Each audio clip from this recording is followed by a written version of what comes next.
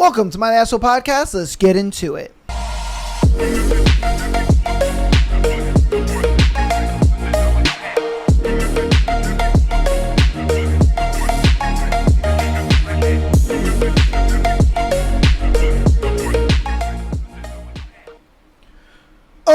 Welcome to my Asshole Podcast. It is Sunday. You guys know what we got for Sunday.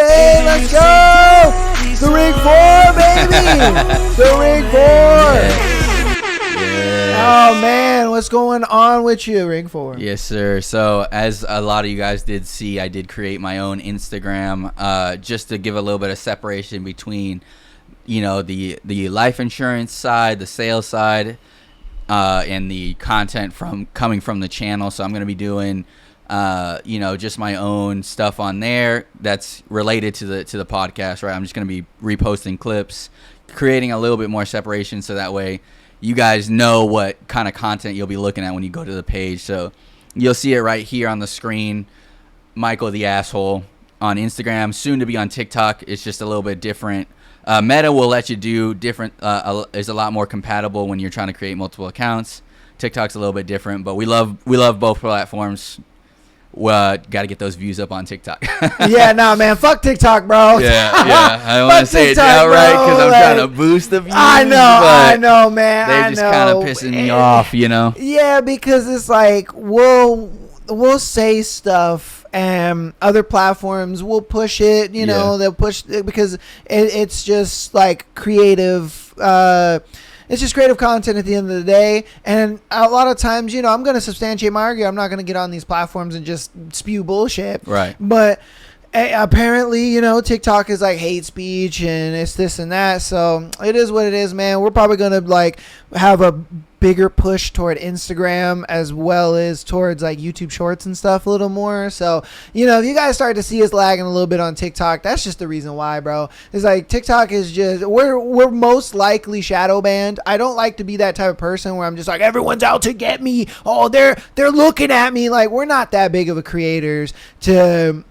have a whole entire $1 billion company just looking at our channel. I don't think that's the way it is. It feels that way just for the simple fact that it's like when we looked at our analytics, we see what our numbers are on YouTube, then we look at our numbers on Instagram, and then we look at our numbers on TikTok, and we're like, why the fuck would TikTok not have the numbers that it should have? Yeah. It just doesn't make sense for us.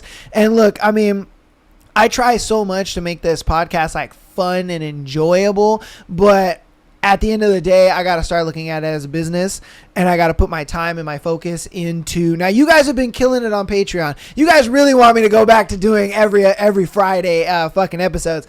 Man, y'all are killing me with that shit. I do love the support that you guys have been showing on Patreon.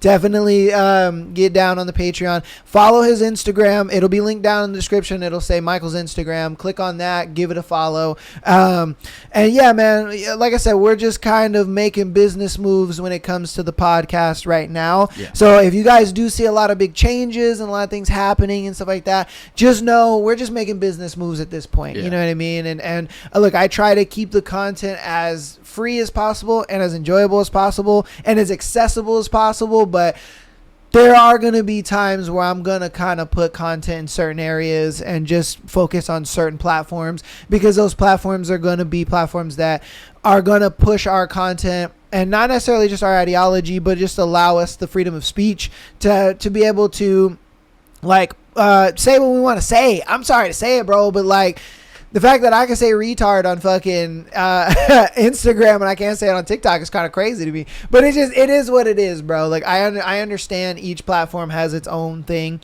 but that's just kind of how it's gonna be. We're gonna be messing with stuff, but yeah, definitely get down there, follow his Instagram, all that good stuff. We got a good show for you guys. We got some videos. I got some debunking to do. Oh baby, I got some debunking to do, but I'm gonna wait until later on in the show to do that. We're gonna have some fun with some good videos.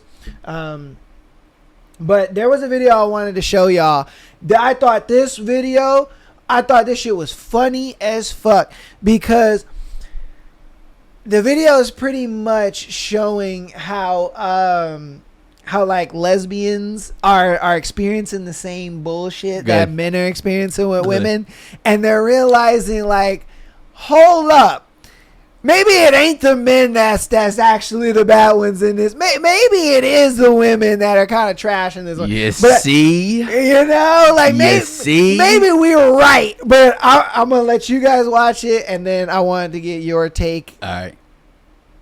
Let me make sure we got sound. So y'all just don't trick on studs? Ladies to the front. I got some explaining to do. View discretion's advised. Like, we can't get no flowers, you can't pay for no haircut, you can't pay for a retwist. Damn, ain't no random acts of thought around this motherfucker. We just gotta provide. No. Since these females be acting like we ain't shit, they don't need us, we don't bring no value to their life, man, fuck that. We going on strike with their ass. It's time to go on strike, man. It's time to stop putting up with this bullshit. Good gay women don't mean that they're stupid opportunists. That don't mean we stupid. How you trying to take advantage of me, and you got a man that don't even want to take care of their kids, but you trying to take advantage of me when I'm free help? You don't take advantage of something that wants to help, you fucking dummy. Every time we go out, the expectation is that the stud pays. What? So, ladies, it has been... Yep. Yes. Yep. Excellent. Y'all thought y'all got a free pass? Man, just hell no. Hey, you wanted to join the team. Yeah. That's the price of the team. Yep. You know what I mean? When you want to play for our team, you got to realize, like, I think women really don't realize that when they decide to be a man or to, like, present as a man, like, bro, we got it hard out here. We got it tough. It ain't as easy as you think it is, because a lot of times, like when a girl talks to a girl and they deal with each other and whatnot, it's completely different than when a man walks up to her and deals with her. It's completely different, bro. Yeah. But I want to get your take on it. Yeah, I mean, it makes sense, you know. The idea is like, I think a lot of people kind of look, and there's a whole nuance that goes into this kind of stuff that I'm not really trying to go down a rabbit hole, but the idea that like women switch sides just to pick the easier like route is kind of like crazy to me, but it does appear that way in some instances, right? Like I can't guarantee, but I'd say it's safe to say that a lot of these studs kind of like switch sides just trying to be like, oh yeah, I get to do the masculine and still be a woman, and then I don't have to have like the repercussions of like actually being a male. Yada, I'm gonna have it easier, basically. Yeah, because I can double dip. Yeah, I can be a dude when I want to, but I'm still a girl. Yeah, I'm still a girl. You can't fuck with me. I'm still a girl. Yeah. But the thing is in dating, women don't see it that way. Yes, women look at it like, bro, I'm still going to finesse and try to get what I can out of you. That's why that one girl was like, oh, you got a man that don't take care. Yeah, because, bro, that's who she really wants to be with. Look, there's so many times I've gotten scenarios by lesbians on the show, and I would have to tell them the girl that you're dating is not an actual lesbian. Yeah. She's just doing this because it's fun, or, you know, it's the thing right now. She's playing by. Like, you may actually like women, but this woman doesn't like women, because when it comes down to it, she wants to be with a man. She wants to be with a man regardless, because she knows, like, I can get more out of a man than I can out of this woman. Yeah. Why? Because, bro, these studs know. They know what's up. They know how to finesse. They know how to get what they can out of them. Like, bro, they know the game. And so when they know the game, it's like two people that are trying to play the game at each other,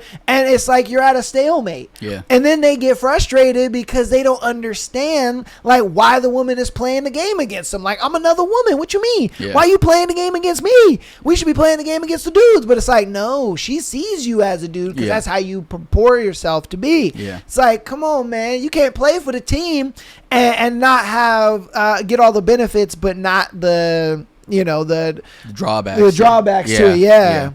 That's why I'm like, for me, they shouldn't even be surprised. Like, why would a stud be surprised that a woman is doing exactly what a woman is designed to do? Facts. Especially as a woman by design. You know what I mean? Yeah. It's not the instance where you're like transgender, whatever. It's the instance of like you just trying to have the advantages of one side without having the full like capabilities and the full spectrum that it is to be that one side, i.e. a man, right? Yeah. But it couldn't have said it better, right? You have been put in that position of like, this is a dude, I'm gonna finesse you for your resources, kind of thing. You know what I because mean? that's how the girl sees it. She's like, dude, I'm gonna stay doing what I'm doing. Yeah. Like a woman ain't gonna change just because she's dating a woman. Yeah. Like her physiology is not gonna change. She's always gonna be hypergamous. She's always gonna be in that. How what resources can I get out of this person? Like that's just the way it's gonna be. You just because you're a stud don't change nothing. Yeah. But. Hey. Welcome to the club. I don't know what to Facts. tell you. Yeah, I don't know what to tell you. Welcome to the team. Yeah. You got to step up or shut up. You know what I mean? Yeah, exactly. And you realize exactly how difficult it actually is being a man. Yep. Now, these niggas that go from being a dude to a girl, do you think that they got it a little easier? Or do you think they still got their challenges? I would say they still got their challenges because, again, it's very hard for women to take you out of one role that they look at you as. You know what I mean? Okay, yeah. So, like... So if they're a woman dating a man, like a trans woman, they would still kind of see him in the same way. Yeah. So, I think even, like, in the instance of, like a feminine or, like, a stud dating a trans woman, right? They'll still be like, all right, you're, like, my girl up until a point, you know what I mean? Yeah, and then they'll probably, more than likely, I don't think a stud is gonna try to step in front of a trans girl and be like, "Yo, I got you, babe. Like, you just stay right here," even though she towers over me, type shit. You know what I mean? Like, she's gonna be like, "Motherfucker, you was a man like just the other week. Go, you go get him." It's funny because when you said she's my girl up until a point, I was like, yeah, she's your girl up until that dick come out.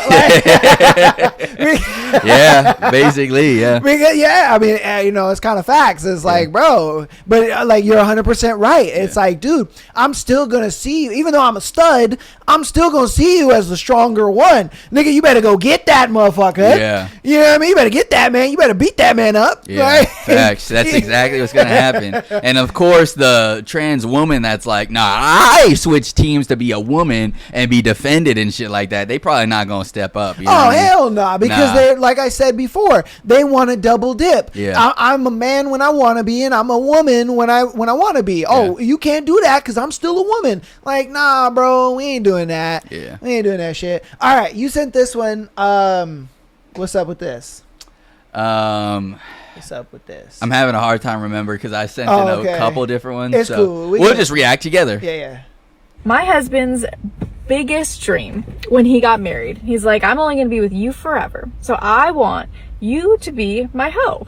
Like, I genuinely just want you to want me, to love me, to respect me, to make me feel like I'm 10 feet tall, even when I'm not perfect. And, as a wife, I think it's so easy to look at so many flaws and, you're not doing this and you're not doing that. And it's like, we only get negative when we focus on the negative. And so when my coach shared with me, like, hey, even though things are not going in your favor, there's two things you can control: your actions and your attitude. And so if you start to show up sexually, one, watch what the frick happens to your husband. Like, game over. He's gonna be a different person, right? And if you're actually present and you actually try, like, he's going to start changing. It's just gonna happen. And two, if you start to feed his spirit, talk to him in a way that makes him better, not worse, oh my gosh, like, you will just see him grow, literally, like, so much, because you're speaking to who he can be, not like pointing out all of his flaws. If you constantly point out all of his flaws, then you're constantly getting more negative. And so when my coach encouraged me to focus on my actions and my attitudes, the things that I control, I started winning. I started going, oh, like, I actually have so much more influence in our relationship. I can actually make things change right now because of how I show up. There's so much hope if you're just willing to take the risk of changing yourself. Now I remember. It has to do with a lot of the internal work that I've done through mentorship, stuff like that. Okay. In general, right? This is a widely known thing to be correct, right? It's not just for relationships. It could be all aspects of life, anywhere you think of. You can't give me one scenario where it wouldn't work itself out, right?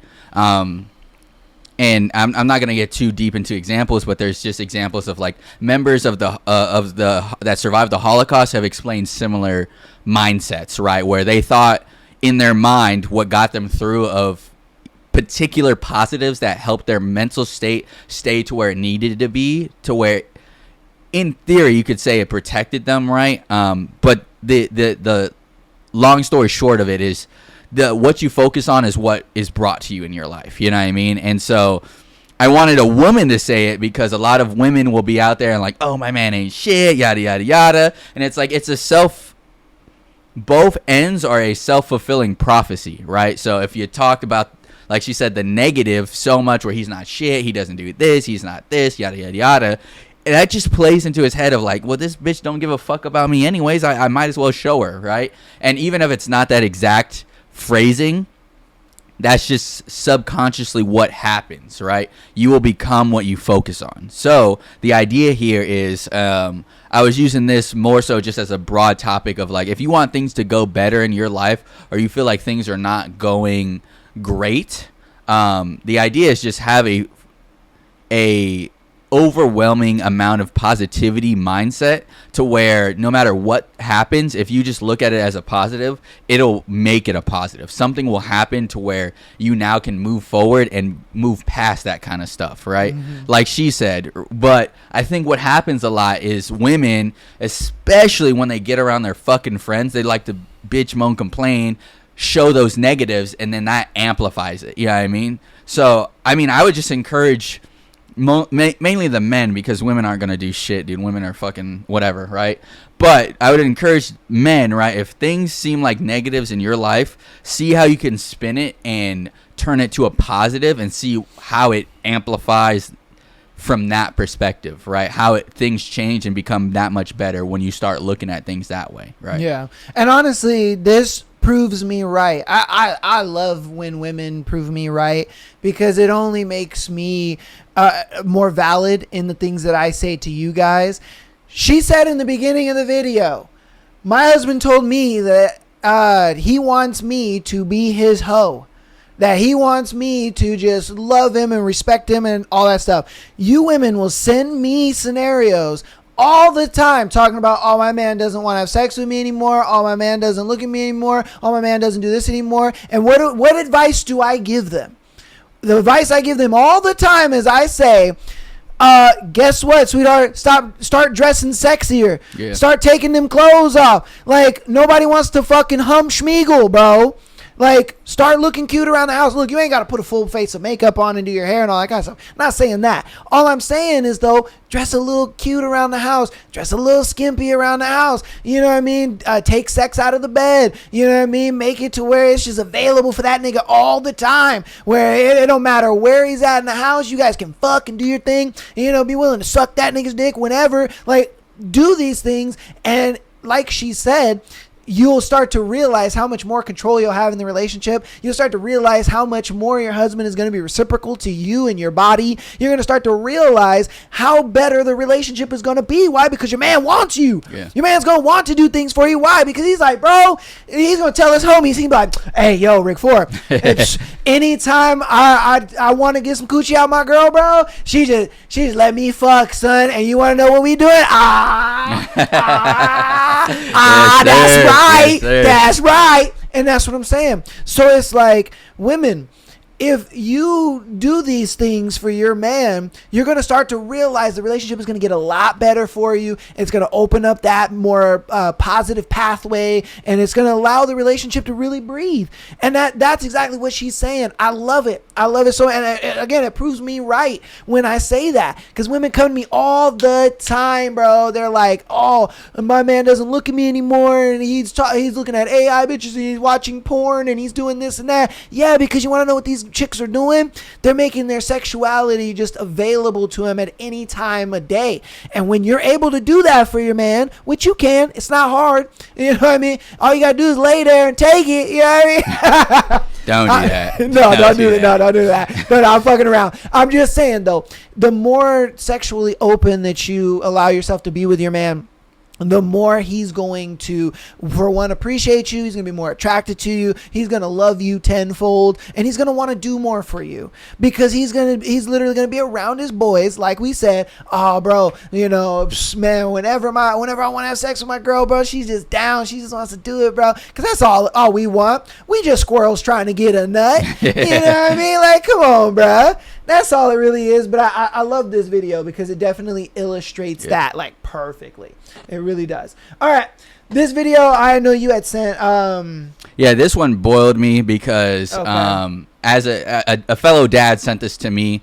They wanted me to talk about it on the show. But as a dad, this right here is, again, I just feel like, and this is probably going to ruffle a little bit of feathers, but I feel like the child's father in this video is pretty weak. And I say that because you'll see here in a moment why and I'll give my take on it, but why I say that, you know what I mean? But this right here is just a bunch of weak men not doing what they're supposed to be doing. So okay. All right, roll clip. Oh, it's real fun because you don't have any authority to do anything. You want to make a bet? Yeah, I'll make a bet. Yeah, don't try and grab my phone again. Get your hands off of him. It's going to security. Get your hands off of him. Oh, I'm calling my mom. Give me my phone. Wait. I said, why do you have his phone? just relax. Just relax. Yes, I live here. Are you doing wheelies down the front? Yes, and I told him to stop. He laughed in my face. Leave him alone. On the video like I'm Hey. I don't know how many times I told you to say. I want everybody to understand. yeah, so fuck what that old man saying. It is along the same lines of what I'm gonna say, but you know, whatever. He doesn't need to speak on our platform.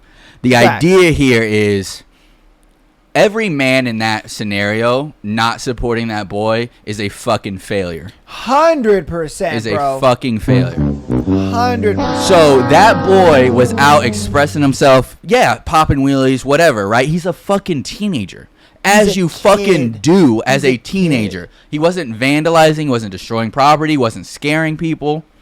He was just riding his bike, right? And I say his dad, right, depending on where he's at, is weak in this scenario because he wasn't out there with him, right? However, there is some testament to his character because his son did stand his ground, right? He probably saw that from his dad. Yeah. But the old man throwing a water bottle at him, holding him there against his will, taking his phone, weakest piece of shit I've ever seen in my life. 100%. And I'm glad now, after doing my research, he's facing charges for theft, holding a minor by his against his will, right? I don't know if it's exactly per se like kidnapping or whatever. Yeah. But he's getting another charge for that. He's not doing too hot, right? I feel like every person there, right, woman or man, should be held accountable for the exact same thing as well. Oh, 100%. They helped a fucking crime, if you will, take place where they held him against his fucking will, wouldn't give back his property, all because what? He was doing wheelies, riding a bike by himself? This young man expressing himself as a fucking teenager was just held against his will for doing just that. Wow. And all those adults played into it as a community.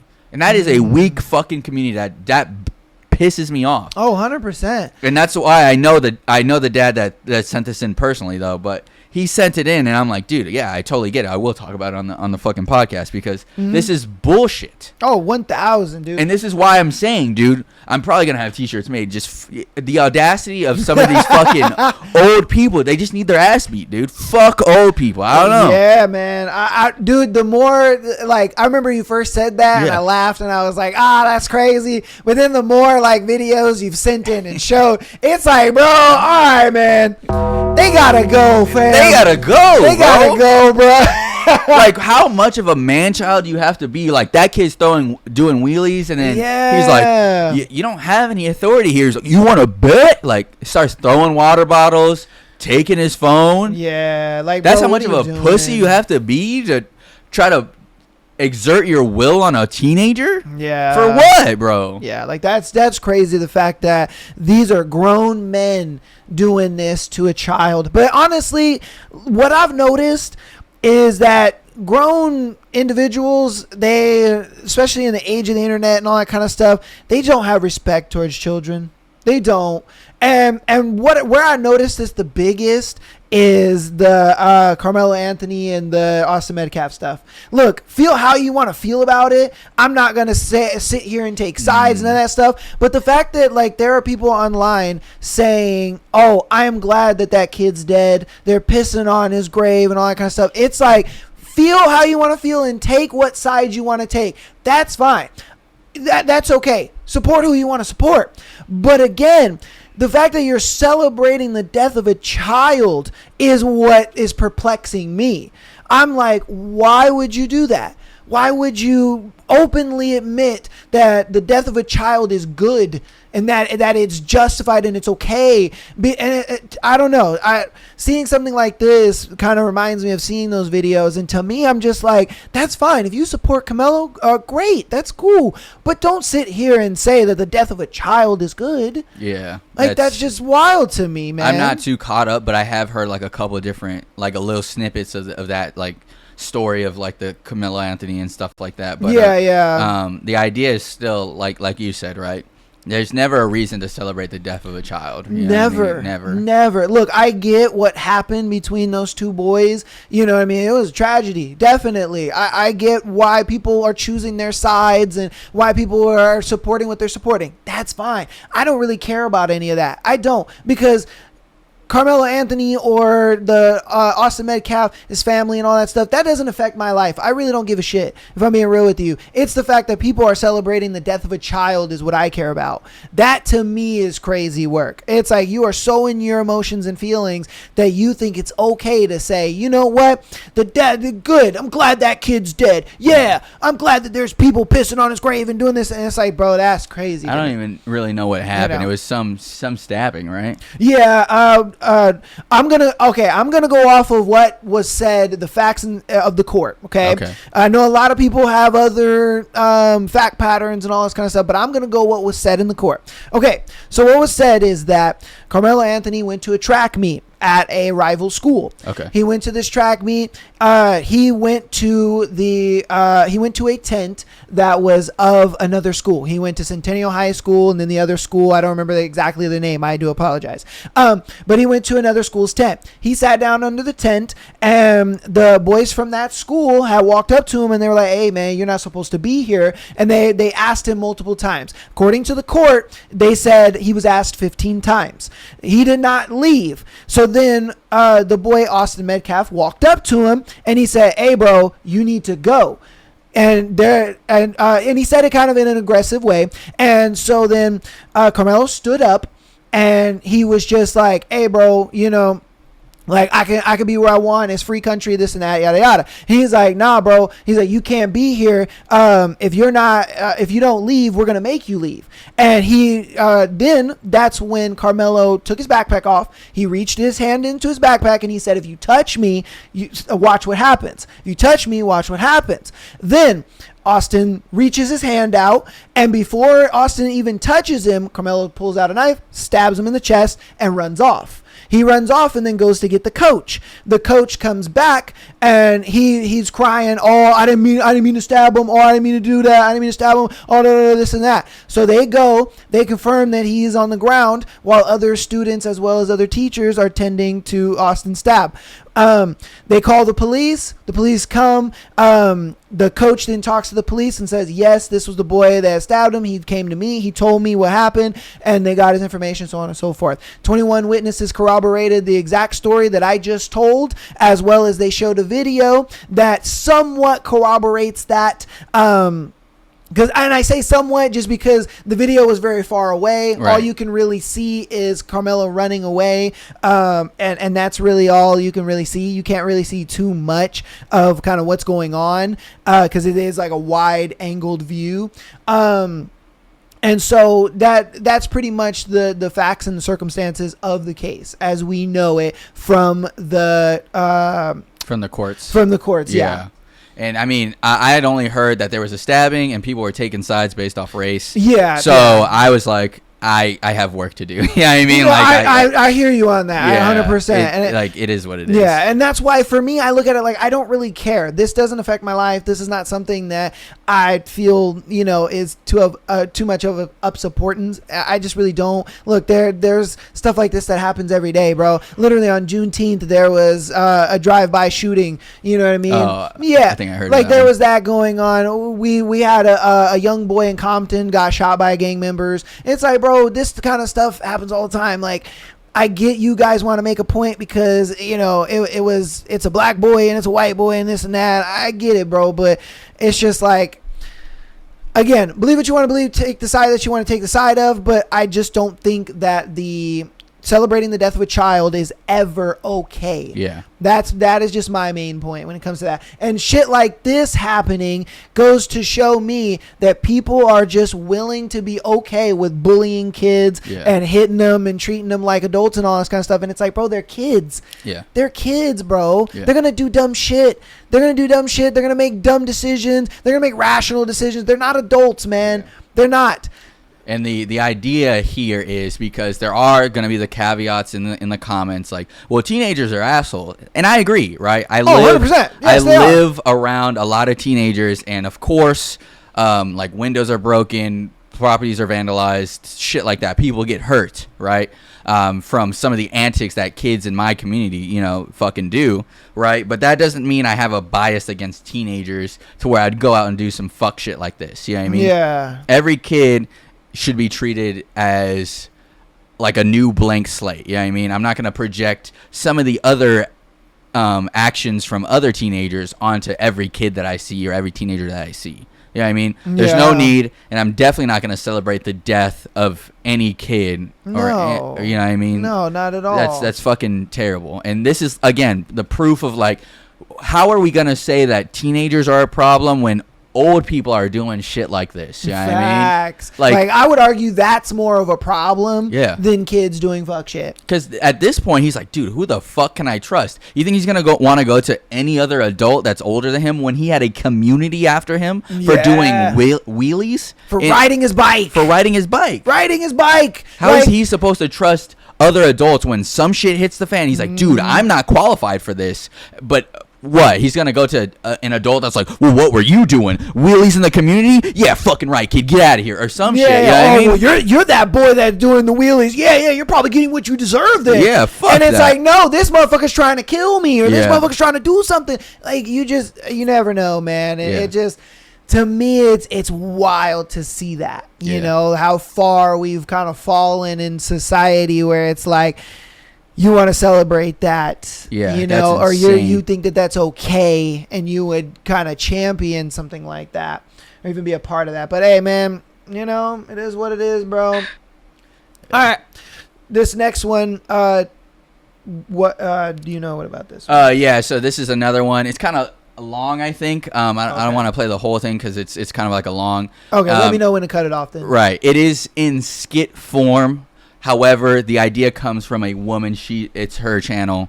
But this is what we talk about with monkey branching, right? The idea that you will not know. It'll be one summer evening. You won't really have any inclination, but it's just in their nature. You know what I mean? Okay. And this video exemplifies that to a T. Okay. And so, yeah, we can just play it from here. All right, cool.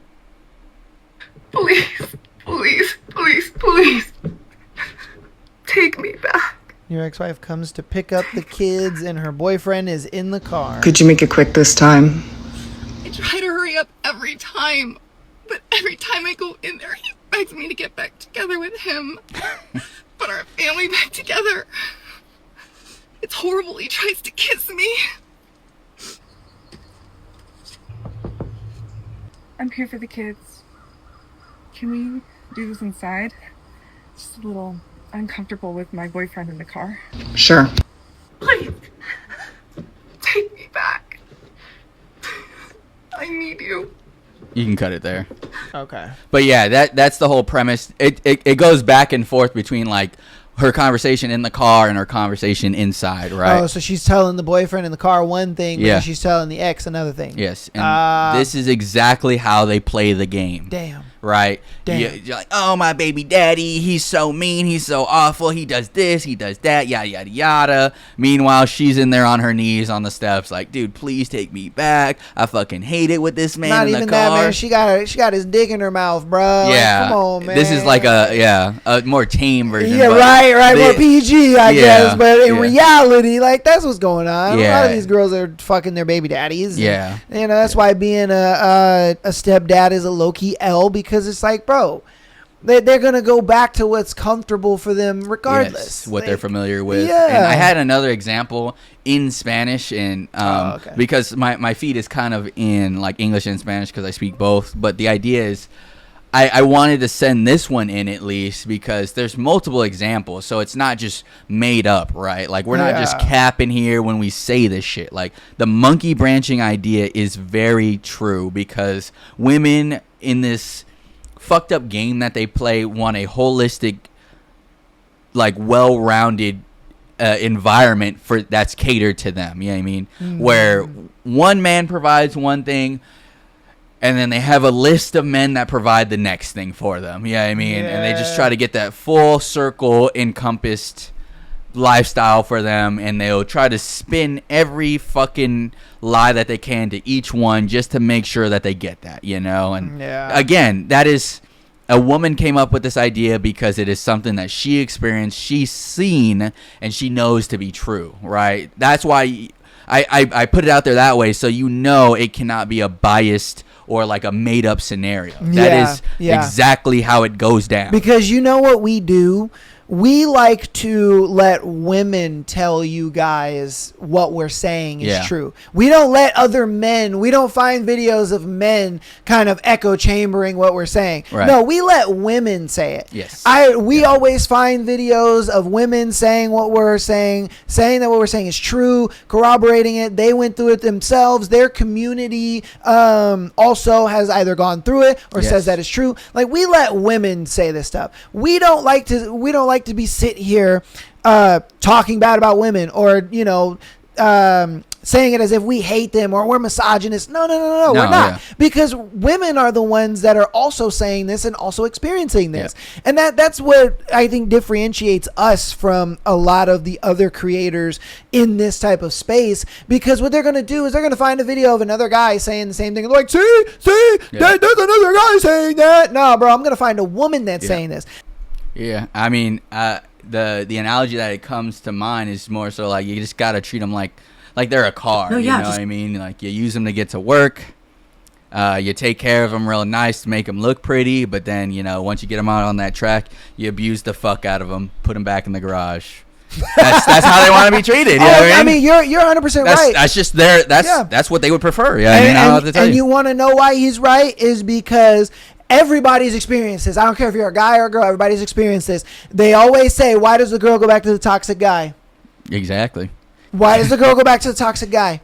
Is exactly what he just said, bro. Yep. Because what that guy does is he doesn't pedestalize her. He doesn't idolize her. He doesn't tell her she's pretty all the time. He doesn't buy her flowers. He doesn't do none of that shit, bro. He buys that bitch Taco Bell and he smashes the next day, and then he's on to his shit, bro. Yeah. He doesn't give a fuck about what she thinks, what she's got to say, what she's got to do. He doesn't care about any of that, bro. He doesn't give a fuck. Yeah. And he's still getting to smash the girl that you're so in love with. Yeah. And you want to know why? Is because he's not doing these things. She looks at it like, I have to fight for your time. Yeah. We talked about it on last week's episode when a girl has to it was the Twilight shit. Yeah. You remember that? Yes, yeah. When the girl has to qualify for the man, she's going to put all her effort into qualifying for that man. But when you're sitting there trying to qualify for her, bro, she don't care. Yeah. She's like, get the fuck out my face, bro. Nobody cares about you. Like, that is the position you need to put yourself in. And if you're not that guy to be able to get a girl to put you in that kind of position, you're just not that guy. You have bigger things to focus on.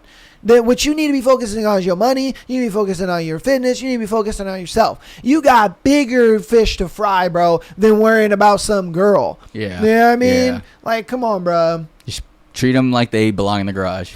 It's the truth, though. It's the truth. It's the truth. Women low key want to be treated like that. Yes, they do. Yeah. And again, I go back to the whole idea of book talk. Yes, I go back to the idea of book talk, bro. Yeah. In book talk, all of these men that these women write about, they do exactly that. Yep. They don't pedestalize her. They don't give a fuck about what she got to say, bro. I want you, and I want you the way that I want you. Yeah. I don't want you the way that you want the relationship to be. No, bitch. That's not the way it goes. You know what I mean? I want you the way that I want you, and that's what it's gonna be, and that's how it's gonna, and that's the way they want it. Yeah, that's the way they read this in books, and they're just like, oh my god, oh he's so fucking masculine, oh he's so fucking just aggressive, oh he just takes what he wants, oh that's what they're wanting. They're not gonna say this. They're not going to tell you this. They're not going to say that they want this, but their literature and their actions go to prove it. Yeah. Like, that is 2 solid examples, well, 3 solid examples of what we're talking about, bro. Like, again, man, hey, don't shoot the messenger. If you know, you know. If you don't know, it's you're out of the loop. I mean, that's why we're trying to teach them, man. That's what we're trying to teach you. Yeah. We're simply saying this not to bash women, but to tell men how to be the men that women actually want. Yeah. The women that are crying on TikTok, like this woman's gonna be crying on TikTok. Oh, and I got something for her. It's gonna be funny. But women are always on TikTok and they're crying on TikTok. Oh, why are men this? Why are men that? We need to have better guys. We need to. Well, guess what? If guys actually acted like this, they acted where they didn't fucking put a bitch on a pedestal and they worried more about their work than they worried about the bullshit going on in the world and crap like that. You know what I mean? They focused on them and their shit. Bro, if I'm being real with you, those guys would actually get more women. Why? Because that's what women want. That's what they fucking want, bro. Yeah. Yeah, but all right, we're going to get into this one. This one I thought was funny. I'm going to play this and then the video kind of responding to it. Okay. And then we'll kind of go from there. All right. Go up to a guy, ask for his number. What's the worst that could happen? Okay, so last night I was leaving the bar and this Australian kid was talking to me and his friend was cute. And so as they're like walking across the street, I yelled out at them. I go, "Oi, mate." Bad choice, I know.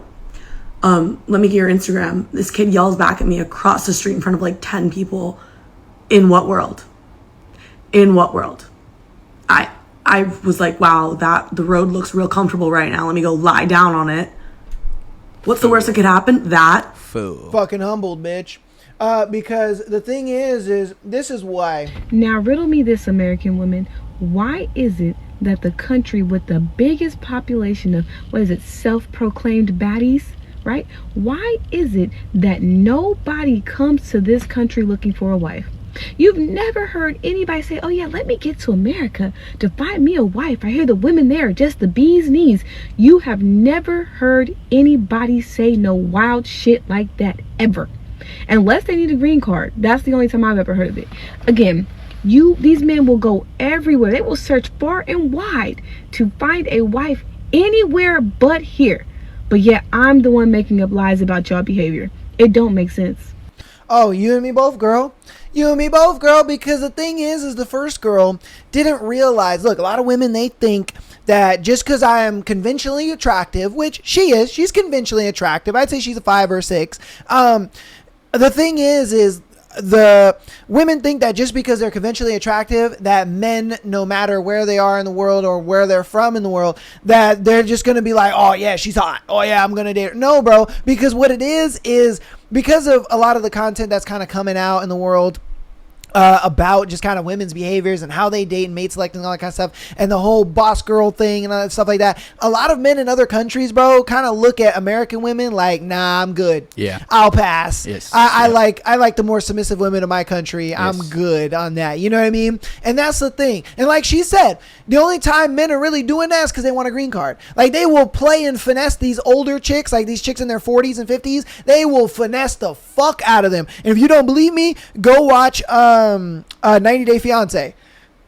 Go watch 90 Day Fiance, because the only dudes that are dating these bitches are these dudes that live in like crazy ass countries like Iran and fucking Peru and all this other bullshit. Like, and then they're dating old ass women. They're dating women that are like 35 to 55. They're not trying to have relationships with these bitches, bro. You know what I mean? They want a green card. Yeah. But that's the point, though. It's like, as like an American woman or whatever, dude, just because you're conventionally attractive doesn't mean that you could just get any dude that you want. It's like, sorry, you're going to be humbled on that shit. Yeah. You know? Yeah, especially because in the idea of like, I want whatever I want and I could just have it is like, there's not a fucking aspect in life that reflects that kind of thing. You know what I mean? You can want whatever you want and have it with effort. You know what I mean? Yeah. The lack of effort really is really where you women get it confused, or even some people, right? But you women definitely get it confused. Oh yeah, well, because the thing is, look, man, you also got to realize there is no incentive for women to put effort into it. They just don't. There's no burden of performance on women for anything. I would argue really for anything. It's one of those things where it's like, men come up to them, men just give them anything for nothing, you know, and it's just like, bro, if there were a lot more men that actually made women do something for the things that they're giving them, I think they'd change their tune a little bit. But dude, a lot of guys just, they're gonna sit there and they're gonna simp on girls and they're just gonna be bitches, and it is what it is, man. And it's like, bro, actually, I don't want to do this video. There's another one I want to do. This goes to like the feminization of men, and the feminization of men. I found this video where it perfectly describes exactly what I'm talking about, and they did it through video games. And I'm going to show you how they did it through video games right now, how they want men to act and how they want them to be. So I need y'all to stop noticing some things. Stop noticing that Nathan Drake and Sully were replaced by girl bosses. Stop noticing that a small black woman single-handedly beat the shit out of Nathan and Sam. Stop noticing that the developer of the ultra-based Killzone games now makes games about a fat, dog-ugly lesbian who definitely drives a Jeep Wrangler. Stop noticing that one of the best characters of all time, Jin Sakai, was replaced with a butch lesbian who raises a child with another woman, an action that God hates. Stop noticing that angry masculinity personified, Kratos, was replaced with the cuck of war who isn't even the main character in his own story anymore. Stop noticing that a muscly armed lesbian in Last of Us 2 literally killed Joel as the bagel director of the game held him down for a beating. Stop noticing that the director is Jewish, Ellie's girlfriend is Jewish, and the entire game was stated by the director to be a metaphor for Israel. Stop noticing that Peter is cucked by a woman and a black man in Spider-Man 2, and MJ somehow went from being a journalist to a superhero because stunning and brave. Shall we do Xbox next? Stop noticing that based masculine characters like Marcus, Dom, and Cole were replaced by Kate Diaz. Stop noticing that Halo Studios made Cortana ugly and Chief a simp. Stop noticing that they made the hero in Fable a woman. But guys, don't worry, there's totally not an attack on men right now. Stop noticing that based masculine Assassin's Creed protagonists were replaced with a black queer man and an ugly woman. Stop noticing that Silent Hill F is just feminist propaganda designed to make women hate the concept of marriage. Very subtle, by the way. There's a boss at the end that's a wedding dress. Stop noticing that after 3 Witcher games starring Geralt, the new game we play exclusively as Ciri, who they just happen to make ugly and fat now. Could it be because of all the diversity consultants and cucked beta males that CDPR recently hired? Nah, couldn't be related. Stop noticing that you couldn't play as a woman or a minority in Call of Duty World at War 2008, and now you are forced to play as a woman and a minority in Black Ops 7. Stop noticing that you couldn't play as a woman or a minority in Battlefield 4, and now you are forced to play as a woman and a minority in Battlefield 6. Stop noticing that in World War Z, all of the default characters you can pick from are gay and black. Stop noticing that every single film franchise has been cucked by a strong girl boss woman. Stop noticing that movies that always starred men in the lead roles are all women now. Predator, Ghostbusters, Mad Max, Marvel, Star Wars, etc. All women. Stop noticing that in Marvel Zombies last month, they replace all the male superheroes with girl bosses. Man, that's a lot of stuff I need you guys to stop noticing. Yeah. So when I say that there is a feminization of men, that's what I mean. It's like, dude, this ain't just like some conspiracy theory. This is not just some like, I'm talking rhetoric, this and that, or I'm just angry guy on the internet. No, bruh. This is what's going on. They're trying to feminize men into this weird, like, psyop bullshit. And it's like, no, man. And honestly, that's why Andrew Tate was so popular. That's why Andrew Tate was so popular and he was so feared. Because he was trying to bring back masculinity.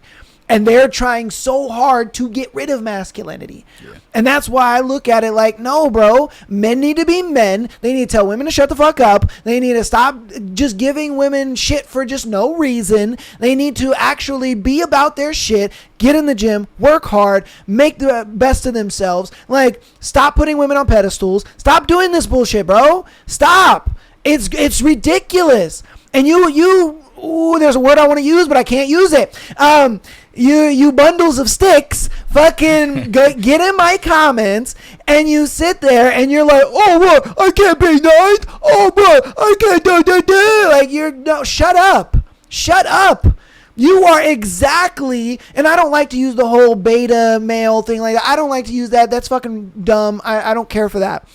My thing is you guys are being absolute ridiculous when it comes to the idea of being with a woman. You won't leave her when she's clearly fucking another guy. You won't leave her when she's clearly not wanting to be with you in the relationship anymore. She won't leave you when she has a work husband. You won't leave her. And how do I know these things? Why? Because you send these fucking scenarios in.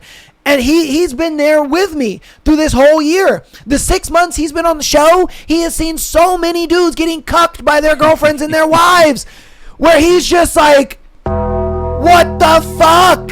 Is this true? Is this real? Like, we finished an episode and he was like, bro, I didn't realize how many dudes were getting cucked by their wives and girlfriends. And I'm like, yes, bro, it's crazy to me. And this nigga's only been on the show for 6 months.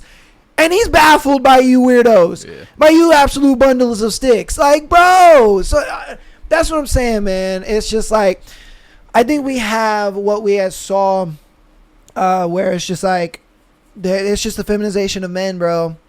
And I'm gonna even show you another video of a dude doing the same thing, but go ahead. And I mean, I guess the idea here is, one, I just want to say, as a gamer, the Kratos take is incorrect, right? As you get older, you kind of chill the fuck out. That's what I feel like Kratos did. That's just kind of like, as a man, you do, right? Like, you're hot-headed in your 20s and 30s, 40s, 50s, and so on. You're more so just passing wisdom. I don't feel like he was a cuck in his games, but aside from that, the idea here is, I'm very open to the idea of equality, right? I believe, especially with like Skyrim, right? Having the ability to choose like a woman or a man in the game, and you can play that way, that's fine, right? It's the aspect in these scenarios where you're forcing it onto a character, where it's like, oh, by the way, they're gay, and it's like, bro, nobody asked for that. What does that matter? Yeah. How does that make the story any better? Yeah. And like, maybe, and there's a lot that goes into it, right? I'm not gonna go into everything. The idea of fantasy of like, I can see it where you might have a gay gamer that's like, I want to be able to portray my character as myself, right? I want to put myself in my character's body, but I can't do that because the game's only set up to be straight, you know? Cool, totally get it, right? But the idea of like forcing it on to people of like, hey, you know what? You can only play this game this specific way. Mm-hmm. Where if it's like, if it's open, where it's like, hey, you can do whatever the fuck you want, that's different. You know what I mean?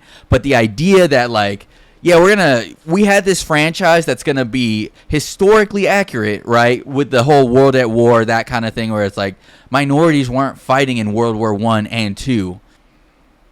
Correction. Well, toward the end. And two, yes. Yeah, at the end. And some of the more, right, like, yeah, minorities, yes. Women, no. They didn't start getting into the battlefield until actually more of the modern age. Yeah. But the idea is still there, where it's like, historically accurate portrayals should not be overshadowed by people's fucking feelings of, I really want a woman to be in battle. And it's like, I served in the military. I knew what it was to train a platoon, and a whole 100%, men and women. I've had people in my platoon where I'm like, I'm not trusting this motherfucker with a 240 or with ammo or with grenades. Peers, superiors, it didn't matter, right? Yeah. It wasn't gender specific. It was person specific. You know what I mean? But the idea is still there, where it's like, oh, a woman can do anything a man can do. Correct, specific women, not every woman, because 100%. I got so tired of it, of hearing the same fucking story of like, I came here for college, not to really support anyone else. It's like, bro. Yeah, because women aren't in there to serve their country and do that. No, they're there to serve themselves. Right. Like, let's be real. Look, a lot of them were. The whole idea of like equality, I don't think can ever be a thing between men and women, just for the simple fact that women themselves don't want equality. Like, just the simple fact that a woman wants a man that's taller than them, makes more money than them, is smarter than them, and is stronger than them. automatically says that you don't want equality. Like, get the fuck out of here, bro. You don't want equality in any aspects of life, because women look at it like they think that they do, and then I feel like when they get that, then all of a sudden they're like, I gotta do stuff. This is hard. I don't really care. You know what I mean? And I think that's because the idea of equality is fucked up, right? The idea is like, I should be the opposite and get the same, is where the women have it twisted, right? Yeah. The idea of balanced opposites is really what I define as equality, right? Where like you have one that's like does the heavy lifting, providing, hunting, protecting, all that stuff, and then you have the other one that's supporting on the back end, right? Where there's the feminine, the creativity, the home building, nest building, all that kind of stuff on the other end, right? One is out in the world doing the dangerous shit, one is doing the safer shit, making sure that they have a safe place to live, right? I feel like that is what equality really should be, versus this whole bullshit of like, I'm at home doing the opposite, so I should get the same benefits as doing the harder work. And it's like, why the fuck would you think that's equality? That's stupid. I mean, I would argue it's still, that example is still not equal, because I'm doing something significantly more dangerous. So obviously, since I'm doing something significantly more dangerous, then I would argue it's not equal. I get it maybe in gender roles, but I don't even think gender roles are equal, because gender roles are more of just, gender roles are put in place simply for the fact that I am the man, I am the leader. So I am going to take on the more dangerous, roles. I'm not going to give a more dangerous role to a subordinate that I know that can't do it. You wouldn't even do that in your own platoon. You would look at it like, no, I'm going to find somebody who is equal merit to myself to do that task if I'm not the one to do it, because I know the subordinate that is more capable of these said tasks. Why would I give them that harder task? That's just something I wouldn't do. I don't feel like that's equal, because that's more so sameness, right? Like 2 + 2 equals 4, but 2 and 2 is not the same thing as 4, right? As amounts, yes, they're the same, but the idea of 2 + 2, adding 2 and 2 together, is not the same thing as the figure 4. You know what I mean? So it's the idea of like, yeah, there's all types of balances in like platoons, leadership, all that kind of stuff, right? And that's what I'm getting at, is like sameness is not the same thing as equality or like balance. You know what I mean? And that's more so what I'm getting at, because what I think is getting confused is 4 equaling 4, right, is not the same as 2 + 2 equals 4, because there's also 1 + 3 or like 6 - 2, right? That all equals 4, but it's not equal as in the same.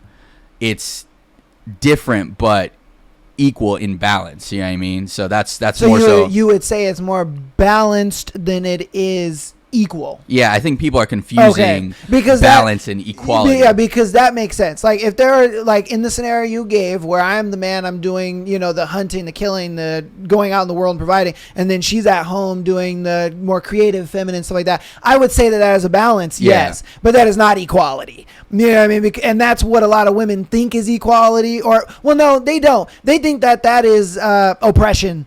They think that's oppression. They think I, as the woman, should be able to do all of that. But as what you illustrated, to where it's like, yeah, women can do it. They're capable, but is it like the most optimal for them to do it? No, it's really not. Like if I'm going out on a hunting trip and we're going to go get food, I'm going to take him, not his wife. Right. You know what I mean? Like, because yes, can his wife do it? Sure. But it's more optimal to have him with me.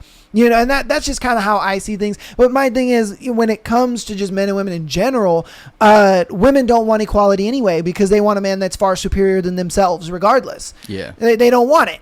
And so that's why I'm just like, bro, there's no equality in this shit. Sorry, we're not equal. Why? Because women don't want it equal. Men will sit there all day long. You see it all the time. Oh, yeah, no, we'll go 50-50 on the bill. Oh, yeah, no, I'll pay half the bills. You pay half the bills. Yeah. And then women sit there and look at them like, what? Huh? What? No, I don't want to do that. Why would I want to do that? Why would I want to take on half the bills? See what I mean? You're broke. You're a little dick. Yeah, yada yada yada. Right? So, exactly. You know, and that's what I'm talking about. It's like, come on, bro. What are we talking about here? Yeah. Like, I don't know what equality they're looking for, but the idea of like I get something for, doing. Well, different. I do less and I get hard mode benefits. That's what they want. And it's like, no, because as men, we do the hard mode work to get hard mode benefits. Yeah.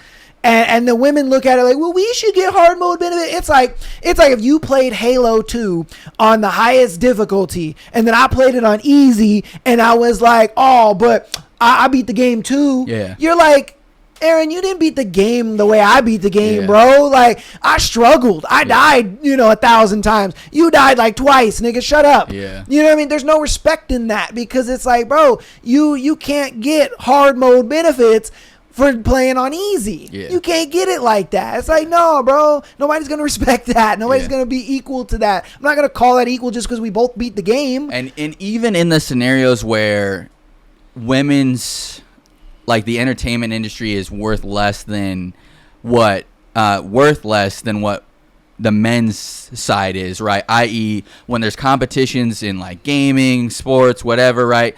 The revenue generated around those kind of sports, those kind of activities, that stuff generates more revenue, and i.e. there's more value placed in those settings. Whereas with women, I mean, it is what it is. They don't go as hard all the time. They're not doing the same levels of things that men are doing, and then they wonder why their events are worth less or don't generate as much revenue as the men's side. You know what I mean? And that's like another thing where like it's so funny too, because I was having this talk with an old friend of mine, a prior friend of mine, where she was thinking about entering a female-only Fortnite tournament, right? And she was like, I just don't know if I'd be good enough or whatever. And She won't. yeah. And the idea was like, she was kind of hitting at like, would you be down to like hop on with me and just pretend you're a girl? And I was like, no, because that's an unfair advantage for us. You know what I mean? Yeah, like I'm going to wipe the floor with you. I'm going to wipe the floor with them, and they're going to notice a huge skill gap between you and me and be like, what the fuck? And the whole thing was orchestrated really weird because you had to have face cams, you had to register, there was like so much different things, right? So where you had to prove you were a girl in order to be in this, but the cup at the end was still worth less than what the normal Fortnite cups like Fortnite scrimmages that they had were. And I'm like, whoa. Dude, that goes, look, man, people need to understand that this is the whole WNBA talk. Or conversation. Yeah. Like, nobody wants to watch women compete, not because they're women, but because they're not good enough, bro. Yeah, they're not good at their the game. skill just isn't high enough. Look, if I'm going to watch football, I'm going to watch the best of the best play. If I'm going to watch basketball, I'm going to watch the best of the best play. If I'm going to watch an esports, I'm going to watch the best of the best play. I don't care about your mediocre games, bro. I can get on my own console and watch some mediocre ass games, like, bro, with some niggas that live in their mom's basement. Like, dude, I want to watch the best of the best play. It is not because you're a woman. People don't tune in to the WNBA because they hate women. No, it's because they want to watch the best of the best compete and play basketball. There's no women's football league because guess what? Women would not be able to compete in this. Dude, and they even had one where they were butt fucking naked and niggas still didn't watch it. It was called the Lingerie League. Look it up. Google Lingerie League. You'll find women playing arena football in nothing but lingerie and pads. And that still got canceled. Why? Because nobody wanted to watch their sucky ass hits, bro, and their weak ass little throws. Even when they're in their bra and panties, nobody cares. And that's the thing. We just want to watch the pinnacle. And that's just what it comes down to. Even women themselves want go to NBA games and not WNBA games. They go to NFL games. You know what I mean? It's like, bro, come on, man. Like, this is not a gender thing. This is not we hate women. No, this is the fact of I want to see the best of the best play. So when it comes to esports, I'm not watching a bunch of women die. Like, get the fuck out of here, bro. Because they couldn't heal in time. No, I want to watch a dude who can literally make a split-second decision where he's fucking slurping the juice, puts a wall up, reloads his gun, able to slide out the way, get a kill, and it's like, yo, no, a woman's gonna sit there and she's like, slurp juice, oh my god, jump in place, put a wall up, the person's just gonna walk around and shoot him in the face. Like, bro, nobody cares. I can watch that at home. I can watch mediocre ass motherfuckers play anytime. Arguably, I would say more women in that scenario will probably die to storm because they're too scared to move around. But the idea is still, right, like, and granted, there are some good female Fortnite players. There's good whatever, right? Sure.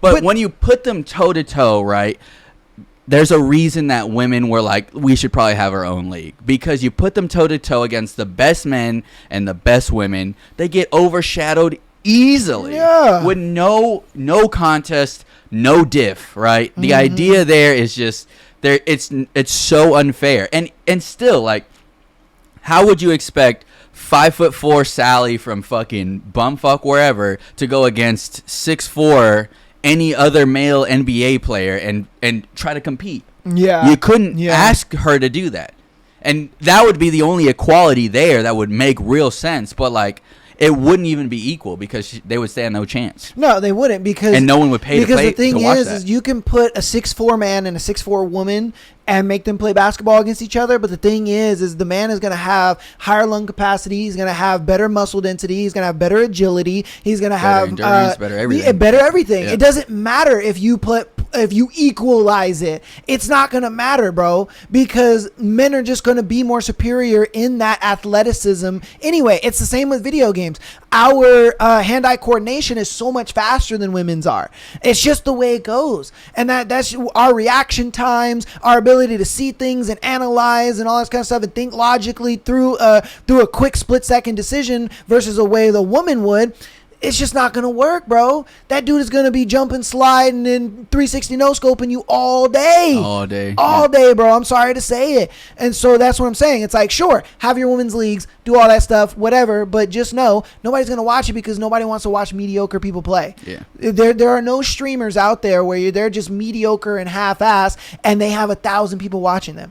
It's just not the way it is. Yep. You know, unless they got like some kind of, personality, or they're doing something, other than gaming. But again, it's like if they built their channel completely around gaming and they're like, yeah, I'm super good at the game and you're mediocre as fuck, bro, nobody watching you.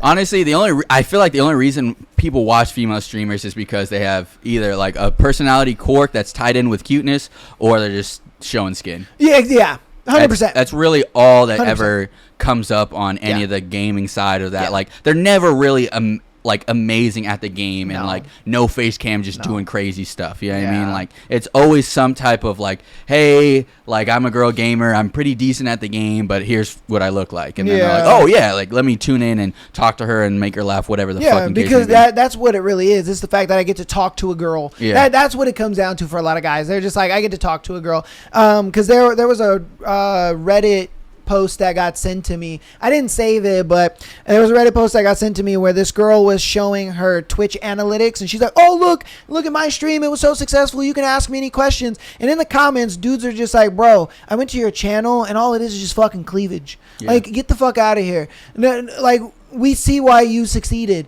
because you got a bunch of gooner ass niggas in your chat, bro. Like, get the fuck out of here, man. And women will always say, well, I just want to wear what I want. And it's like, well, why is it that you want to wear something that shows off your fucking cannons and that's the only thing in the camera?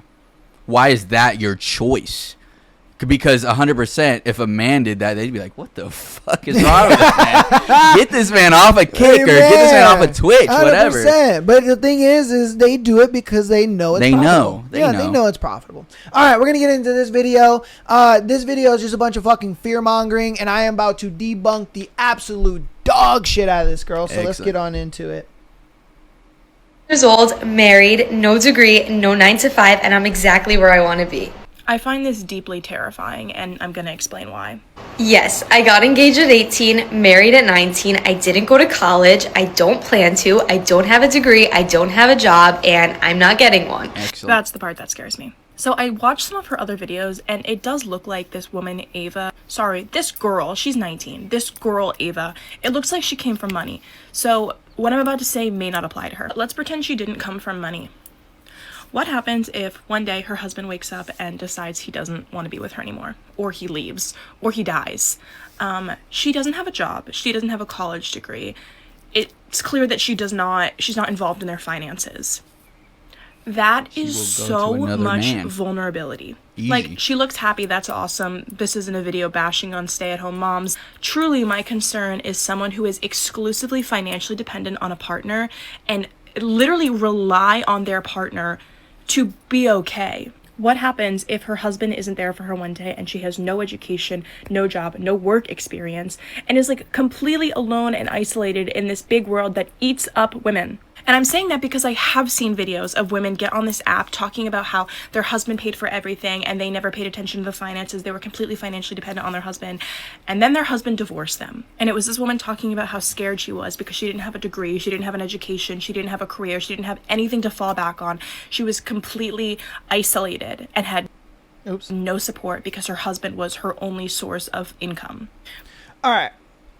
So, she said that the thing that scares her is the fact that this girl has no education and has no job and is not involved in, the finances, all that stuff. Okay? This is where she's completely wrong. All right? She is completely wrong in the fact that, let me pull this up really quick. That DEI does what? It is an initiative that can directly benefit stay-at-home mothers or mothers re-entering the workforce through levels of support depending on the specific resource and a company offers. So you're sitting here saying to me that if this girl, her husband leaves her, that she's got no job and she's shit out of luck because she doesn't have a degree. Well, guess what? There are government programs like DEI that will help her get a job. Oh, wonderful, right? You're stupid. You're completely wrong. Now, here I'm going to show you again. You said that was already your first point, just low-key debunked. Now your next point is, her husband is just going to leave her and divorce her and all this kind of stuff. Okay, well, let me, what is this? What is this? Women initiate approximately 70 to 85% of all divorces. This proportionate split indicates that wives are significantly more likely to legally file for the termination of a marriage than their husbands are. Wow. So you're telling me that he's going to leave her? No. Why the fuck you lying? Because you're fucking lying and you're fear-mongering. Get the fuck out my face, bro. I'm sick and tired of bitches who come on this app and they sit here and they spew nonsense. They spew fucking nonsense, bro. And I think that's interesting. College-educated women, the initiation rate is even higher amongst women with college degrees, with some sociological research showing that they initiate up to 90% of their divorces. Woo! So you're telling her, get educated and be that much more likely to divorce your husband. That's right there for you guys. Yeah. That's insane. So you're pretty much telling her that she should take this 70% or the 70 to 85% up to 90%. Yeah, up it actually. That's what she's saying. See how stupid you sound when you put the statistics up against what you say? Women come onto TikTok and they say the dumbest fucking shit ever, bro. You're dumb and you're fear-mongering. Yeah. Stop. This girl that is 19 years old that is getting married, you should be happy for her. Why? Because she has all the fucking leverage in this. It's one of those things where it's like, bro, me as the man, you're telling me as the man, I have an 80% chance of my girl leaving me as to where she has a 20% chance of me leaving her. who's got the benefit of that? Yeah. Who's got the benefit of that? And then on top of that, she's going to get half my shit. She's going to get alimony. And then guess what? She's going to get the fucking kids. All right? She's going to get the fucking kids. Oops. Shit. Oh, damn it. Come on. What are you doing? Stop. She's going to get the fucking kids. Mothers are awarded primary physical custody in about 80% of divorces nationwide, while fathers receive it in roughly 20% of the cases. So you're telling me, okay, you're telling me that this 19-year-old girl who doesn't work, who doesn't have a job, who doesn't have education or anything like that, you're saying it is bad for her because if her husband leaves, she has DEI. She is more likely to be the one to divorce him over him divorcing her. She will also get half his shit, alimony, and she'll most likely get the kids 80% out of the time. Where's the disadvantage for her? Yeah. Where's the disadvantage? There isn't any. The man is taking all the disadvantage. He is. He's the one that's on the ropes for only having a 20% chance of getting his kids. He's on the ropes for paying 50% of assets to her as well as alimony to her. He's on the ropes for being able to, or for having 85% chance of him being divorced. Like, come on, bro. This is that bullshit that I'm talking about. You feminists sit there and you get on these apps and you think that you're speaking the truth when the numbers don't corroborate with you. Yeah. They don't at all. Stop fear-mongering, bro. And the first thing that came to my mind is, one, no man is just going to sit up and be like, you know what? Unless you're really fucking up as a woman, they're not going to be like, you know what? She's been great to me. I'm leaving her. I'm out of here. Right? That's really just not even in a dude's mind at all, right? No. But the first thing that came to mind is, as a man, it's almost impossible for you to be around a woman long enough, like in a relationship, and her not be start to get educated from what you're doing around, right? She's going to be so far up your ass that she's going to start being educated just by being in proximity to you. Oh, right? 100%. So the idea that, like, you have no college degree, yada, yada, yada. Okay, they're not in a relationship where he's just like, yeah, let me just lock her up and, you know, you do all the work and I'm not going to say shit to you, talk to you, like anything like that. Like, yeah, of course, some women have explained, like, I had no idea the finances, stuff like that, because they never had to worry about it. But they probably, one, weren't doing what they were supposed to be doing and being involved and being that, like, the other half, right, the balance in the relationship. And that's why they got divorced and left with no fucking education or any like backup plan, because they weren't doing what they're supposed to be doing anyways. Yeah. But I literally just had this conversation with someone I was on the phone with where her husband recently passed, but he had so many properties, so much investments. His income outlived him, and his wife was like, dude, I haven't had to do shit. I've actually had a couple boyfriends after, but I'm living off of what he earned while he was alive. Yeah. And, you know, granted, I've been doing this long enough now where I can kind of recognize a couple different signs of how, you know, I'll call it whimsical a person can be, but it's kind of signs of, like, she's starting to deteriorate mentally a little bit. But the idea is still there. Like, she's so whimsical in life, she doesn't have to worry about money at all because she was with that guy. Yeah. And honestly, bro, look, she sat there and said, oh, I was on this app and I saw girls that got divorced and were in these positions. Bro, you saw the minority. Yes. And that's what pisses me off so much, that people look at it like, oh, I'm going to look at these statistical insignificant people. Yeah, and outliers. I'm going to make this like into a big thing. Bro, no. The majority of women are not in that position. Yeah, are there a few of them? Sure. Like, according to the statistics, there's only 15% of them that are in that versus the 85% of men that are in that situation. So again, like, bro, you tell me who's at the disadvantage there. It's like, come on, man. That is just absolute ridiculous lunacy, man. Yeah. It is ridiculous lunacy, man. And the next video we're about to watch is even more fucking lunacy, because this dude is an absolute pandering little bitch, bro. And I'm going to debunk the absolute dog shit out of this guy. I'm going to prove to him why he thinks that women should run the world and not men. And I'm going to show him why he's completely wrong. And I'm even going to use real world examples to like debunk this, because it doesn't make sense, bro. It doesn't make sense at all. All right. What the fuck? What are we doing here?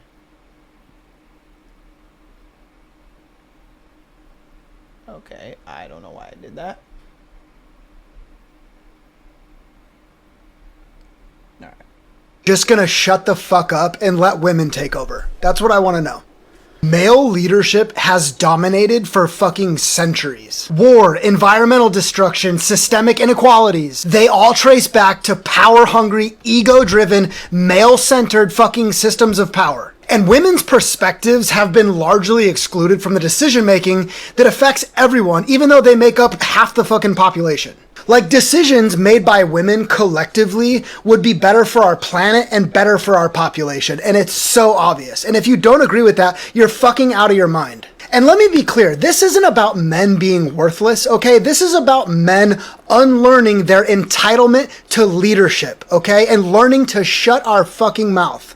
I genuinely think that the most responsible thing that men can do right now, collectively, is to step back, close our mouth, listen, and learn to support women-led solutions. Like men... All right, man, I'm done with your fucking ridiculousness, your bundle of stickedness. Wow. Dude. What a cuck. And I'm going to show you exactly the reason why he's dumb. He sits there and he says that majority of women's like ideals and all that kind of stuff, we have been ignored and stuff like that, okay? And all right, we'll take that. We'll take that. So I have a percentage here. I'm going to zoom in so I can show you guys. Hold on here. So we can all agree. God damn it. Come on. Cuck. We can all agree that... Why are you not... Oh, come on. All right. Well, they're going to have to zoom in. Sorry.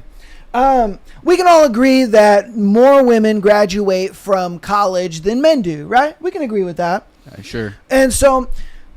The thing is when men go into college and when men go into school and stuff like that, they tend to go into, like fields that go ahead and substantiate the world, whether it's infrastructure, it's government, it's these kind of things. Well, if women are so overrepresented in college, why is it that the only thing that they're going into is health and social sciences?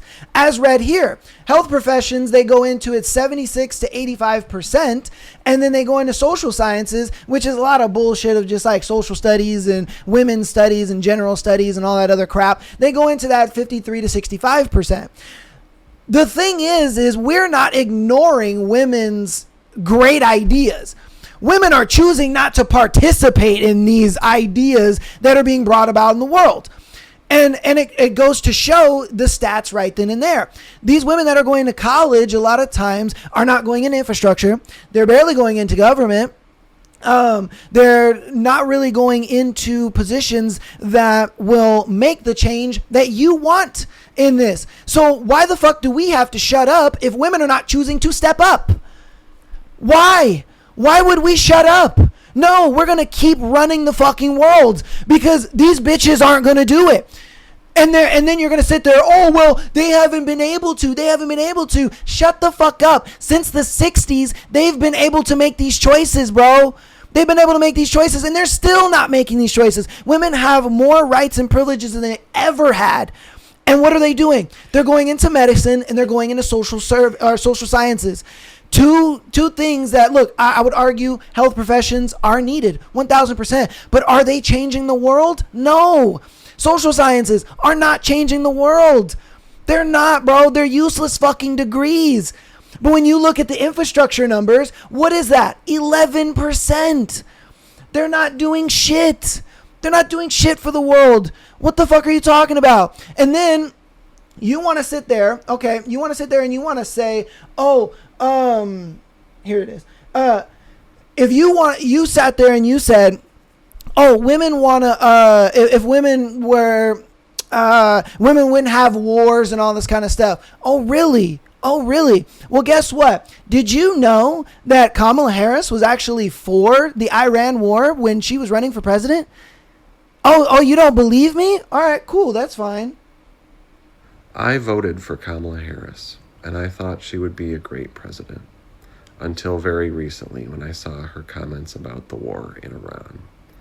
I'm going to play some clips from before the election and from after the war. See what you think. Foreign country do you consider to be our greatest adversary? I think there's an obvious one in mind, which is Iran. Iran has American blood on their hands, okay? This attack on Israel, 200 ballistic missiles. What we need to do to ensure that Iran never achieves the ability to be a nuclear power, that is one of my highest priorities. So if you have proof that Iran is building a nuclear weapon, would you take military action? I'm not going to talk about hypotheticals at this moment. That video is from before the election. She's talking about Iran has American blood on their hands, pointing out the fact that Iran has attacked Americans multiple times. Over 1,000 Americans have been killed since 1979 when the Islamic Republic stole the government of Iran. So she's aware.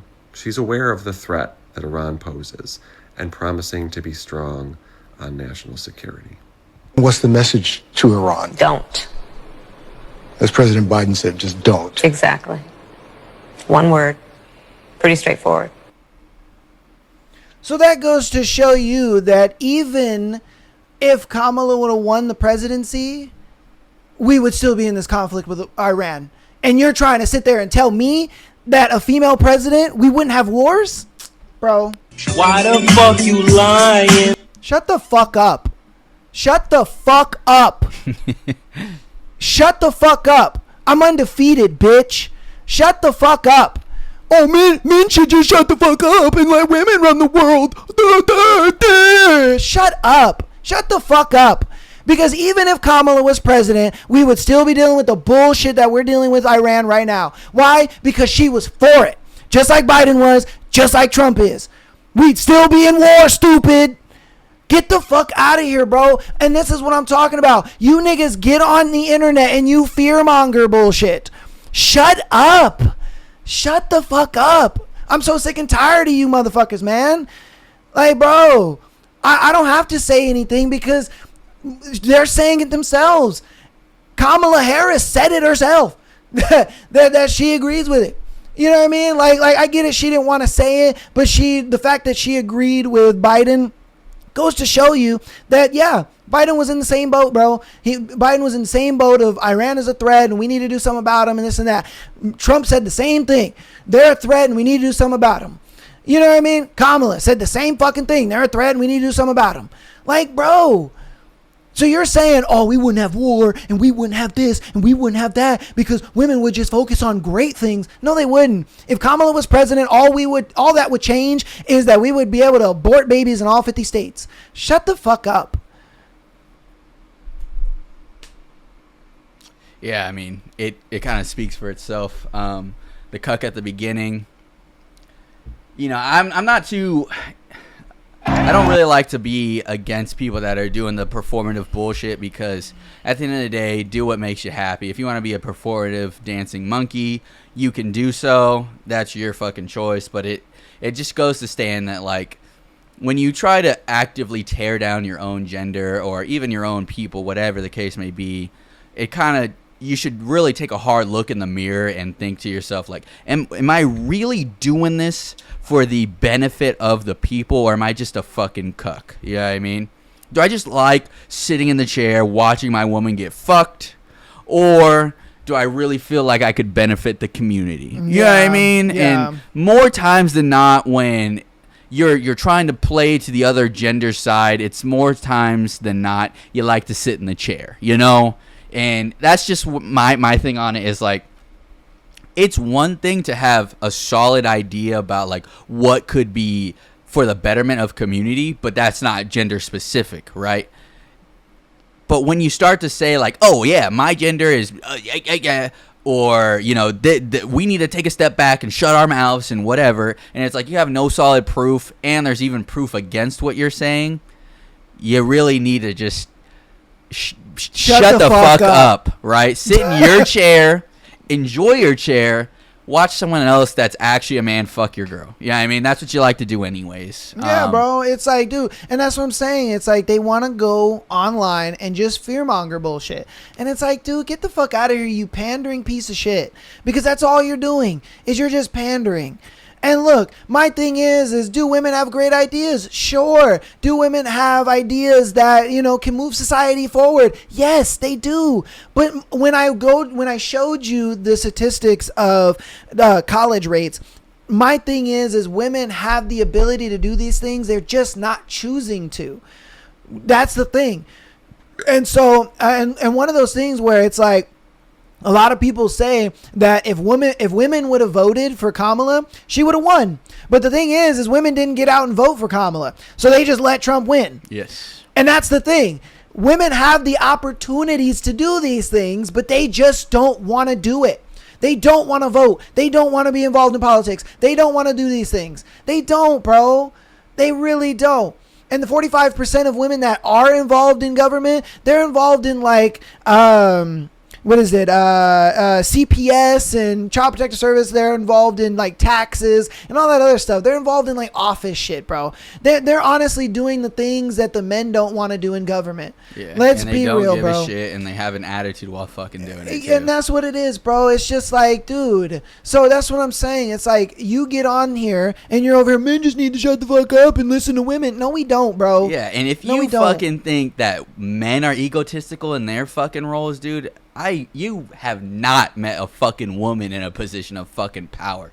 God fucking damn it, dude. Oh, man. The idea. She's the worst. They are the fucking worst. When they get a sliver of power and they're like, oh, yeah, dude, I can fucking do some shit now? Perfect, dude. They make it everyone's fucking headache. Man. Everyone. It doesn't matter who you are, what your involvement is. They make it everyone's fucking headache, bro. Yeah. Fuck that. Yep. It's ridiculous, dude. Absolutely ridiculous. All right. We're going to probably go over one more video. We're going to watch another cuck. I'm here with you. This one was at the World Cup, crazy enough. So pretty much this woman tricked her man into marrying him by proposing to him in front of all these people, in front of the fucking, people at the World Cup. And yeah, so...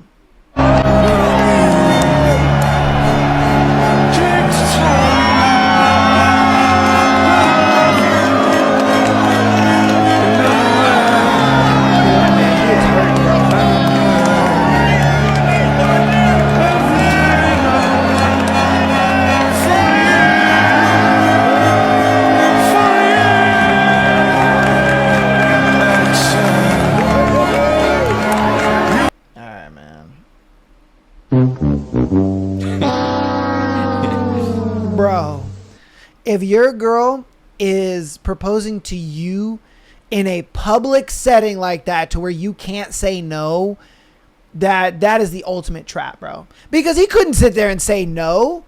Like look at this man's face. Do you think that's the face of a man that wants to be married, bro? He sat there and was like, oh, yeah.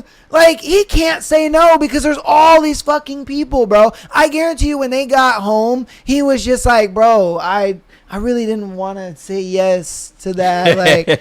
I just said yes because there was all these people, man. I'm not going to... It's like if a guy proposes to a girl in front of... or at a concert, and then she says yes, and then later on she's just like, no, dude, I don't want to marry you. And it's like, well, then why did you say yes? Because all these people... bro, if you, again, I say it all the time. If you have to do these big grand gestures, bro, odds are the person don't like you, man. And it goes the other way around. Ladies, if a dude is not trying to marry you and you do some fuck shit like this, bro, come on, man. Count your days in that relationship. Because that's crazy. That man ain't trying to marry her. It's like, dude. Yeah. Yeah, I don't know. I've kind of recently changed my whole ideals around big proposals and shit like that, And yeah. it's just interesting to me to see that like a woman proposing to her man. And yeah, you can definitely see he's a little uncomfortable, like, oh shit. Yeah, because he's looking at all the doing? people like, oh shit, I can't say no. Like, come on, man. Like, you know that was a trap. Should have just said no. Should have been like, no, fuck no. Right? You should have just said no. I know I went home. Yeah. I'll call you an Uber. Yeah. Like, what the fuck, bro? Like, come on, man. And the fact that she felt, and I guarantee you this was their relationship. They had been dating for a while, let's say a year or two. She was constantly talking about, oh, look at this ring. Oh, you know, I can't wait to be married. Oh, this is what I want for my wedding. Oh, look at this dress. Oh, this and that. Da, da, da. And he just was ignoring that shit. Like, oh, yeah, no, that's cool. Oh, yeah, that looks pretty. Right. Oh, yeah, that's fine. Da, da, da. She thought it in her head like, this motherfucker is not going to marry me. Like, I got to be the one to propose to him if he's not going to be the one to propose to me. And she was like, and I guarantee her friends were just like, you got to do it in a public spot to where he can't say no. He can't fucking say no. And she was just like, yeah, that makes sense. She went and bought herself a ring, which is just like, bitch, you bought yourself a ring is crazy. Yeah. That's wild shit that you bought yourself a ring. You know, like, come on, man. And then motherfuckers want to sit here. I saw some people reacting to this and they're like, oh, well, you know, that's being progressive, man. Like, it's good to see there's some progressive relationships out there. Man, get the fuck out of here, bro. Bitches don't want no progressive relationship. Get the fuck out. Women want a man to get out on one knee. Women want to take a man's last name. They don't want this bullshit. Get the fuck out of here, bro. So you don't think women should be proposing to men? Hell nah. That's retarded. That is the dumbest shit I've ever seen. I don't give a fuck about this progressive bullshit. No. You can ask any woman, bro, and they'll sit there and be like, I would never get on one knee. But, dude, bitches won't even ask a man out on a date. Yeah. You think they gonna get down on one knee? She did. Fuck. Well, because she's desperate as fuck. Yeah. That's what it is. And then this loser, oh yeah, sure, yeah, I'll take the ring out of your box and put it on your finger that you bought. Get the fuck out of here, bro. Arguably, I would say it should be the woman proposing, but it should be the man always saying no. Because marriage is just a trap in most cases. It really is. Like, it really is. It's just, it's just a way for women to set themselves up for that success after or later in life, you know. Or, I mean, man, you know, it's just like, it's a scam, bro. Like, I don't know what else to tell you, fam. Yeah, they say yes, and then 90% of them are like, thank God I said yes, so I can divorce later. Yeah, it's like, dude, the numbers don't lie. Like, men and women lie, but numbers don't. And that's just what it comes down to. Sorry to say it. Yeah. You know what I mean? And that's why these feminist chicks go on here, oh, he's going to leave you. He's going to leave you. No, he's not, bro. No, he's not. That bitch has had a 20% chance of that motherfucker leaving. Like, we went over so many scenarios. Like I said at the beginning of the show, we went over so many scenarios where dudes will watch their girl get fucked by some dude, know that their girl's cheating on them, and they still stay. They're over here, well, what do I do, bro? What do I do? It reminds me of that scene from Get Out where I forget his name, but the dude's stuck in the chair and he's like crying. Oh, yeah. And that's you, bro. That's you just watching your girl. Dude. Fuck. Oh. I can't leave. No. Yeah. Fucking cucks, bro. This is what happened when I shut the fuck up and listen to women. Get the fuck out of here, bro. Goddamn cucks, man. Golly, man. Oh, look, man, if you take anything away from this show, bruh, it's the fact that it's like men need to be men again. Yeah. You need to stop being feminized and believe all this bullshit. No, bruh. Yeah. You know, look, do you need to go to the extremities of Andrew Tate? No, you really don't. But the thing is, you need to put your foot down. You need to be that man, hardworking. Stop texting bitches all day. Stop putting them on pedestals. And be the best version of you to where women come to you and you don't come to them. Yeah, put them in the garage. Not a pedestal. Like, what are we doing, bro? Look, hey, this is what it is, bro. All right. We're going to hop into announcements, and then we're going to get on to you guys' scenarios. So, patreon.com/My Podcast. Get an exclusive episode every single month, as well as the free episode every single month. And then, audio listeners, thank you guys so much for all the support. I appreciate you guys so very much. Keep downloading the episodes, as well as rating us 5 stars on your preferred platform. Follow us on Instagram, TikTok, as well as subscribing on YouTube. All that is free, and it helps out tremendously. Definitely follow our boy on his new Instagram and his new TikTok. Hopefully he should have his new TikTok by the time this episode comes out. Yeah. But the Instagram will always be there, so go ahead and just follow the Instagram if we haven't gotten the TikTok situated. So definitely go ahead and check that out. Follow him over there. Yeah. He's just going to be reposting more stuff, and it's just going to be more content. More content, more of me. More of our antics, that kind of things. Just a better, more centralized place to talk to me and then get the education on a different channel for the people that are interested in the opportunity that I'm going through. So, yeah. All right, man. So, yeah. And then also every Monday, 5 p.m. Pacific Standard Time, we're going to be doing live streams. That is going to be my schedule. It's going to be every Monday, 5 p.m. Pacific Standard Time. That's going to be the live streaming schedule for right now. I've been so back and forth with live streaming. I've been like, I'm going to do these 2 days, and then I'm going to do these days, and I've just been all over the place. But I think I've just kind of settled on just Mondays. We're going to do every Monday, 5 p.m. Pacific Standard Time. Come hang out with your boy, all that good stuff, and hang out on live streams. All right, so let's get into you guys' scenarios, man. We have our first one. My friend's wife secretly ran a business helping people cheat. Perfect. Yo. Okay. Damn. Okay. My uncle started suspecting his wife was cheating because she was constantly on her phone, smiling at messages and hiding her screen whenever he walked by. One day, while using her laptop, he accidentally found a deeply hidden folder containing hundreds of screenshots of conversations, expecting to find evidence of an affair. He was shocked to discover something far stranger. His wife wasn't cheating. She was secretly building an online business helping other people cheat. For nearly 3 years, she created fake alibis, pretended to be co-workers or managers on phone calls, ran fake social media profiles, and even used prepaid numbers to cover up the affair for strangers. As he dug deeper, he found conversations showing she had helped hundreds of people hide relationships, fake business trips, and lie to their spouses. The most devastating discovery came from when he found messages involving his own best friend. Damn. Who had been having an affair for over a year while his wife helped keep it hidden. When confronted, she admitted everything and said that she had enough, or had earned thousands doing it. The fallout was enormous. Friendships ended, marriages collapsed, and countless lies came to light. He later said that finding out his wife was cheating would have been easier to process than realizing she had secretly become the mastermind behind the entire network dedicated to helping other people cheat. Damn. What you think? Is he like, he's just sending that in? Is like, hey, this is something he's just, what do you think about this? Okay. Yeah, he just wants our opinion on it.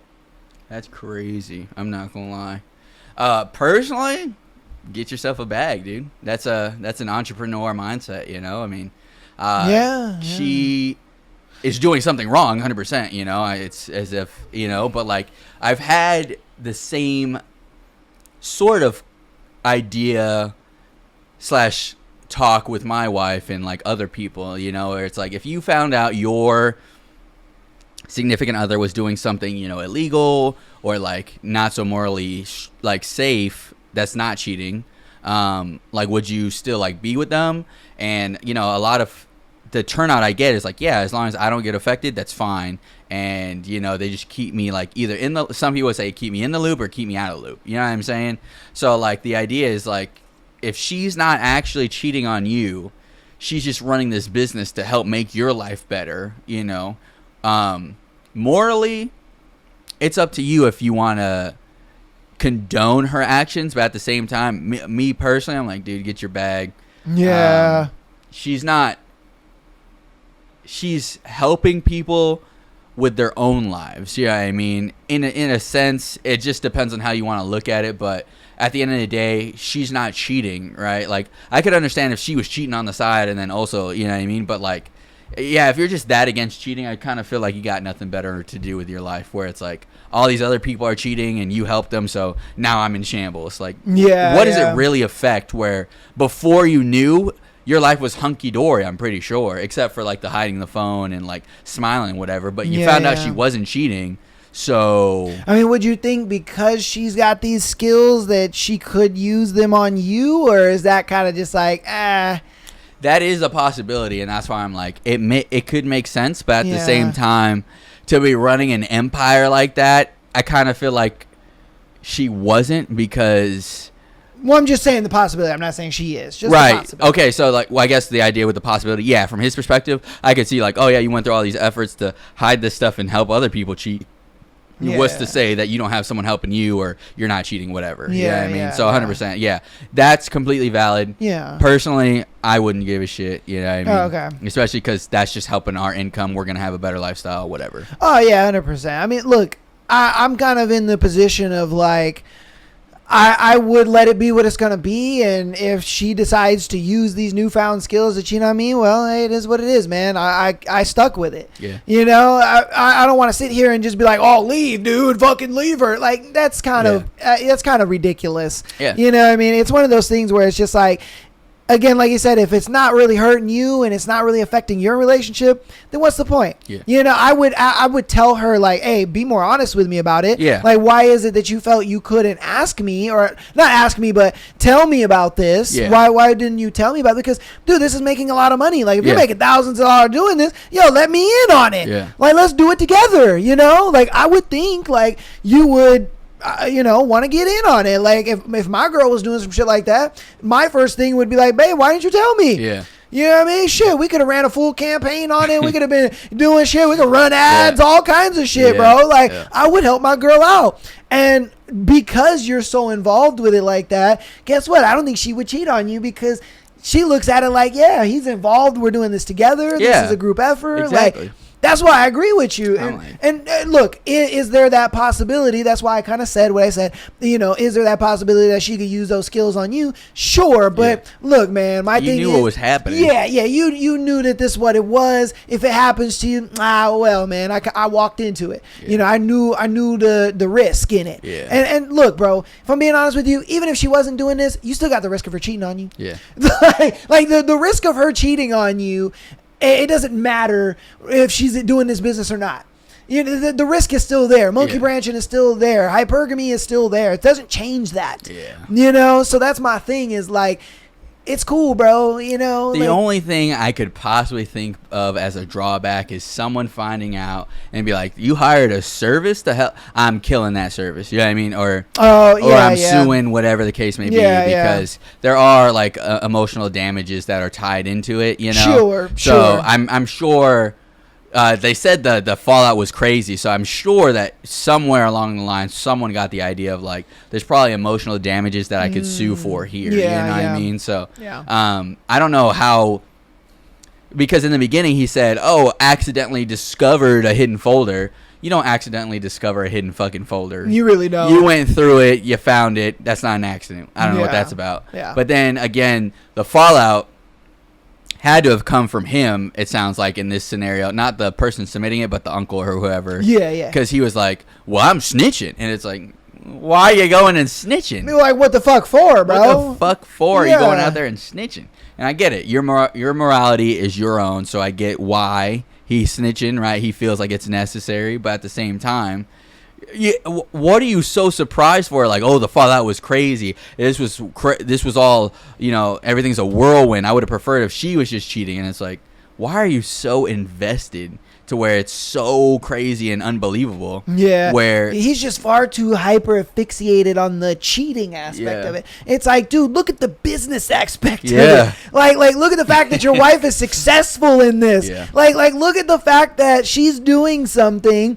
that, like you said, it's not morally correct. But I mean, dude, y'all winning. Yeah. It's not illegal. No, it's You know what not. I mean? Like, it's not. what are you doing? Like, bro, the thing is, look, bro, if anything, bro, they're coming to me for this. Yeah. These clients are coming to me asking, hey, can you help me out with this? Like, they're the morally wrong ones. I'm just helping them out. Yeah, that's all it is. Like, I get it that you can be an accessory to something, you know, just because he pulled the trigger and I was an accessory to the murder don't make it any less better. Right. I get it. But the thing is like, look, bro, I would be just looking at the positives of this. Yeah. Remember the video we went over in the About the beginning? positives, If yeah. you spin this negative into a positive, I think you'd benefit a little more out of it. Yeah. You'd be like, dude, like I said, I would be like, babe, why don't you tell me about this? We can run a full campaign. We can fucking start putting up some ads and get some bitches in here. You know, Because whatever you're doing for work, you could take that revenue, push it into the business, recycle some of the revenue into the business, like you said. I think we're just kind of too entrepreneurial at this, but at the same time, it's like, brother, you're setting yourself up for a really good life if you're making thousands on one end, thousands on the other end. You know what I mean? I don't see well, okay, I can see there's one bad point to it. Oh, what if she cheats on me? Bro, who cares? Yeah. Because even if she was doing this business or not, you would still have that possibility of her cheating on you. Yeah. It doesn't matter, bro. Like that and that's why we're on the side of lean into the business, because the one downside of her possibly cheating on you, bro, that's inevitable. That's inevitable, yeah. That could be with or without the business. So Exactly. who gives a shit? Whether she's helping these people cheat or not, she could still cheat on you. Yeah. She could cheat on you with a coworker. She could cheat on you with, you know, a friend. Yeah. She could cheat on you with, you know, a friend's husband or some shit like that. Like, it doesn't matter, bro. That's always going to be there. So why not lean into it, make some money? Yeah, I mean, I guess the idea is still like someone could get pissed off and find out about the business and come try to hurt you guys or whatever. But yeah, I get that, but at the same time, with him being more involved in it, it would lessen a lot of that. Because you think about it like this: if she's the only one doing it, you know, a guy is just gonna be like, "What the fuck, bitch? You helped her." But you know, if that guy is coming at his wife and he's got to deal with another man, he's going to kind of rethink things a little bit, because us as men, we kind of understand violence and confrontation. We know if we get into a fight with another man, there's possibility of death or serious bodily harm. So we kind of play it a little differently. But when it's you know, against a woman, a significant physical inferior, you know what I mean, we're gonna play to our violent tendencies. So I would think it would behoove her to bring her husband in, even on that protection side of it. Like, if a dude wants to come down there and whatnot, hey, no, we ain't doing that, boy. We ain't doing that, pimp. Like, we're not doing that. Let's back up real quick. Your girl's a hoe. like you that. mad at us because your girl's a hoe and she's a professional at that. Oh, man. She hired a service that was, you know, that was helping her out. So at the end of the day, she's just a little bit more savvy at it than you wanted her to be. So don't get mad at us for that. Oh, facts. Get mad at her. Go do something else. Facts. You need to go hit the gym and fucking make more money, nigga, because you got bigger problems. Yeah, and arguably any man that's really that guy is not gonna worry about, like, is she fucking cheating professionally? You know what I mean? 100%. They're gonna be like, I got money to make. Yeah, go I got do shit to else, do. you know what I mean? And if she's fucking with another dude, oh well, bye then. Bye, get out of here. Yeah, I'll go find another one. All right, but yeah, let us know what you think about that one in the comments, man. All right, on to our next one. Being single is exhausting as a female. All right, so 31 female, and I've been single for so many years. I got my heart utterly shattered last week, and I'm trying hard to find someone, but it's all so exhausting because I'm doing things I don't want to do just to get out in the open to expose myself to people. I'm going to events, walks, hikes, picnics, barricades, I don't know what those are, but trivia and all these social things, while also having to look around the whole time for guys I might be interested in. It's exhausting, and exhausting. All I want to do is go home after work, cook dinner, watch a show, play my games, and do my usual stuff without having to constantly look for events and gatherings in town. It's so exhausting, but there's no way for me to meet guys. Not to mention that while I've been doing this the last few weeks, that I've actually been making an effort to expose myself. I only have seen one decently interesting guy, and I embarrassed myself because he was leaving after our little chat. I called him before he left, and I ran up to him and asked if he was single, and he said no. I felt like crying. You want to know why you're having this problem is because majority of the men that are around you are completely invisible to you. That's the real reason. You're going to all these events and you're telling me you can't find a guy? Bro. Stop the cap. She's probably not attractive either. That too. That a lot of girls think that they're a little hotter than they actually are. Because I don't know about you, Rick Ford, but if I was looking... Right, in the scenario that I was single, if I was looking and there was a beautiful woman by herself, right, that's the ultimate sign of like she's out here to be talked to. You know what I mean? Yeah. Because otherwise they'd be with a group of friends. That makes it a little bit more intimidating for like the lesser male out there, right? But typically, if you're not out with a group of friends, you're out there by yourself. That's like arms wide open. Like you should be approached by at least 4 or 5 dudes. 100%. Because I've seen it. When you go out in places and you see a conventionally attractive girl by herself, the approach rate is crazy. Even if she's not giving the signs of I want to be approached, like she's trying to be like closed off by herself, whatever, she's still gonna get approached by dudes. You know what I mean? So yeah, that's the thing. Is like you're probably just not attractive. Yeah. And on top of that, like we talked about with the positive mindset, you're going out here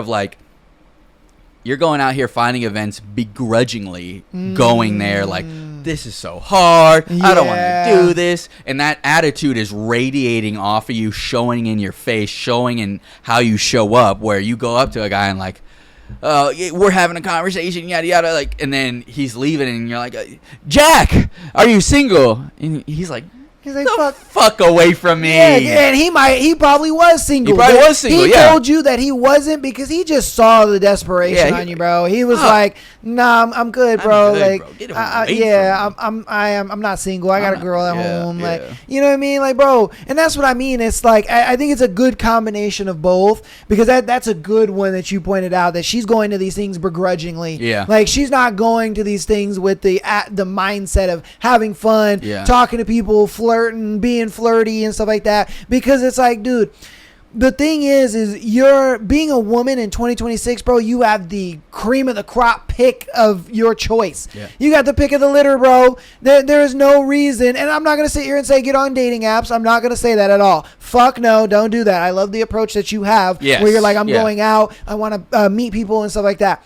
What you need to do though is you need to go to these with a better mindset. You need to start being open to more guys that maybe aren't your type, because I guarantee you those guys are walking up to you and you're like, oh, no, thank you. And you got to realize, like, a lot of guys, they're gonna go to their friends, say, all right, I'm gonna use us as an example, right? I'm a lot shorter than him. We're what, like 5'11"? 5'11", yeah. Okay, and I'm 5'7", significantly shorter. So if I walk up to a girl and you're eyeing him, but I walk up to you and you're like, no, okay, whatever, I'm going to walk back to him. Oh, bro, she wasn't really interested. She probably not, looking for a dude right now.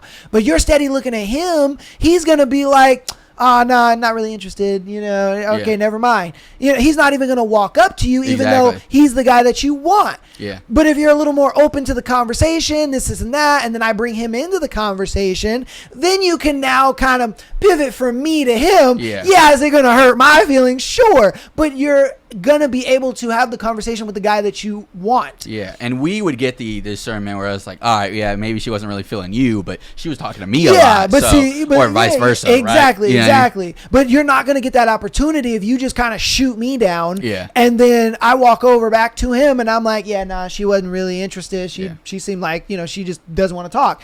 And he's going to be like, oh shit, I'm not going to approach a girl that seems like she doesn't want to talk. Yeah. That's dumb. Why would I do that? Because it's not hard to be in the scenario where, like, we're out, we're having fun, doing whatever, right? We see two girls having fun, they're doing their thing, and we're like, oh shit, like I bet I could beat you at this or whatever, and they're like, oh, you're on, you know what I mean? Like they're in the idea of like we're just gonna ride this out and see what kind of fun we have, and then of course our conversation like, dude, those chicks were like fun, you know what I mean? Like they were like whatever, you know, yada yada. Whereas while you go out and you're begrudgingly like, oh, you know, you're fucking dragging your feet. Yeah. No dude's gonna go up to them and be like, you think you're really displaying the ideas of like, oh dude, she's easy to talk to, or she looks like she's happy, or she looks really fun, you know what I mean? Like a dude's gonna see you with that attitude and be like, fuck dude, like that just looks like a lot of work, dude. Yeah, Fuck.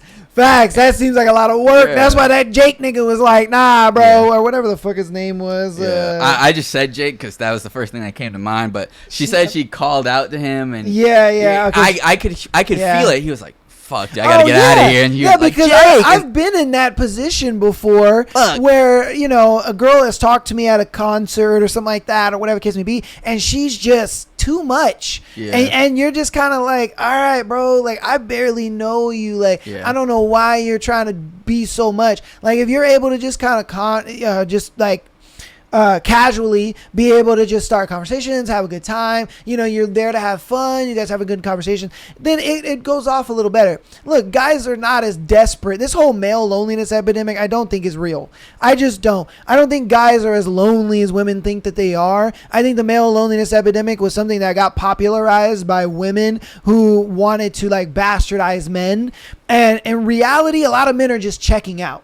A lot of men are just looking at the dating scene like, bro, these chicks are just too much, man. Like, most of us are too short for them. Most of us don't make enough money for them. Yeah. Most of us aren't this and that. Like, it's not male loneliness. It's a lot of men that are just choosing to not date because they understand, bro, I'm inadequate. It is what it is, man. Like, I try. I'm showing up, doing this, being the best I could be, but I'm still not enough. And it is what it is. And that's why I don't think the whole male loneliness thing is a real thing. It's just a lot of women, and like I said at the beginning, you kind of need to lower your standards because a lot of the guys that are available to you at these events, I guarantee you don't see them. Yeah. You don't fucking see them. They are invisible to you. Why? Because they're not tall like he is, or they're not, intelligent enough, or they don't walk up to you, or whatever it may be. They don't have what it is you're looking for, so they're completely invisible to you. Lower your standards a little bit and be open to talking to guys that maybe aren't your type a little bit. He's the same height as me, but he seems to have good conversation. Oh, he may not have the look that I want or whatever. It's like, try to go after that and see if you kind of connect on something else. Yeah. And you never know. Because I guarantee you, like he said, right? And I've had this conversation. I've scolded a few friends for it because I'm like, the idea that like the hive mind of women where they're like, yeah, dude, like that guy was just really short or whatever. You know what I mean? Where you're like, you try to play wingman and then they're like, yeah, he was just kind of short. I'm like, stop looking at height. Like. These are real people with real value to them. You know what I mean? I think a lot of, like he said, I think you probably saw a bunch of different dudes, but you were like, yeah, he's just 1 inch too short, so I'm not going to even, acknowledge that he exists. You know what I mean? I'm like, dude, that's some, you're really fucking hurting yourself if you think that kind of way. You know what I mean? So. Yeah, because I see women all the time fumble really good dudes, and it's over the smallest shit. Yeah. And I'm just like, bro, what are you talking about? Yeah, okay, he's an inch shorter than you. All right, yeah. Maybe he's a little nervous, so it makes him act a little weird. Like, cut the man some slack a little bit and give it a shot. Like, there's a girl that I work with, and she's a little older. She she does still take care of herself, but I told her, I'm like, bro, the reason you don't have a boyfriend is because you're far too picky. You need to start just going on dates with guys. I'm not saying you got to fuck these dudes, but I'm just saying start going out on dates with guys, and you'll start to realize, wait a minute, this guy has a great personality. Wait a minute, this guy is kind of funny. Wait a minute, me and this guy have a lot in common. Wait a minute, me and this guy, you know what I mean? You're looking at this surface level bullshit, and you're just like, no thanks. Yeah. And you don't dig deeper enough to the point where you'll be able to find something of substance that you can kind of attach onto and create that kind of connection with. Dude, it just is what it is. I get it. You're not going to listen to what we're saying. You're going to be... Yeah, you're going to be who you are. And that's the thing is I've had conversations with not only women friends, but like male friends where they're like, they look at me like, dude, you have it easy. You know what I mean? Because you're tall and black, And I'm like... In theory, you would think that, but in, I guess, the tall black bracket, right? I'm on the bottom end because, like you said, I'm 5'11". I'm tall in black, but in the retrospective, like, I'm taller than you, right? But that doesn't mean that, like, in the tall black category, am I anywhere to be fancied, if you will, right? Where, you know, like I said, you talk to, like, I talk to coworkers, whatever, yada, yada, and they're like, 5? Yeah, that's child. That classifies as a child. If your height starts with 5, you classify as a child. And you're like, what the absolute fuck are you talking about? That's crazy. Yeah, so that's crazy. Yeah, I think you're probably suffering, especially as a 21-year-old, you're probably suffering from a little bit of delusion. And no, she's 31.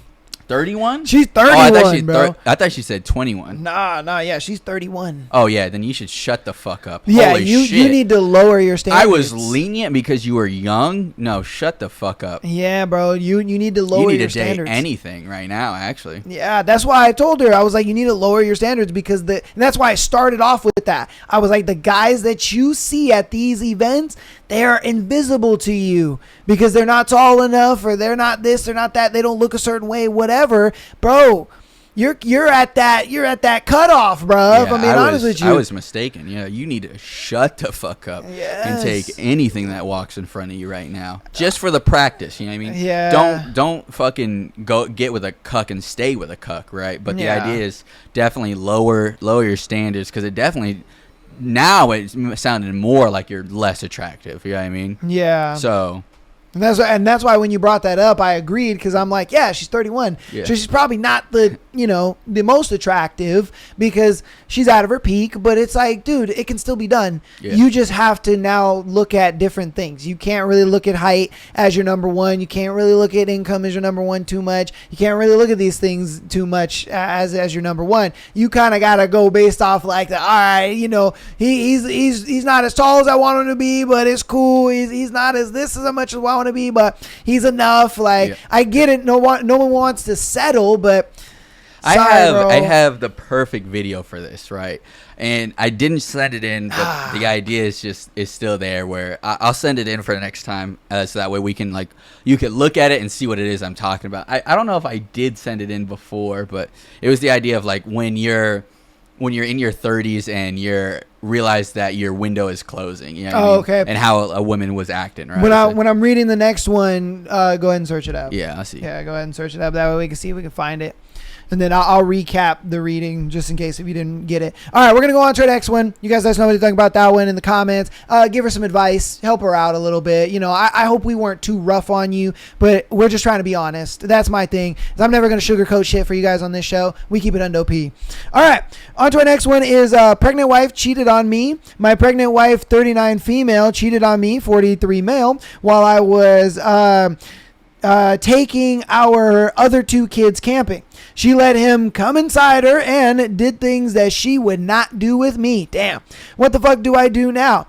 I sure as shit do not want some other man raising my kids. My world is blown apart. It is a guy she works with, and they work for her dad.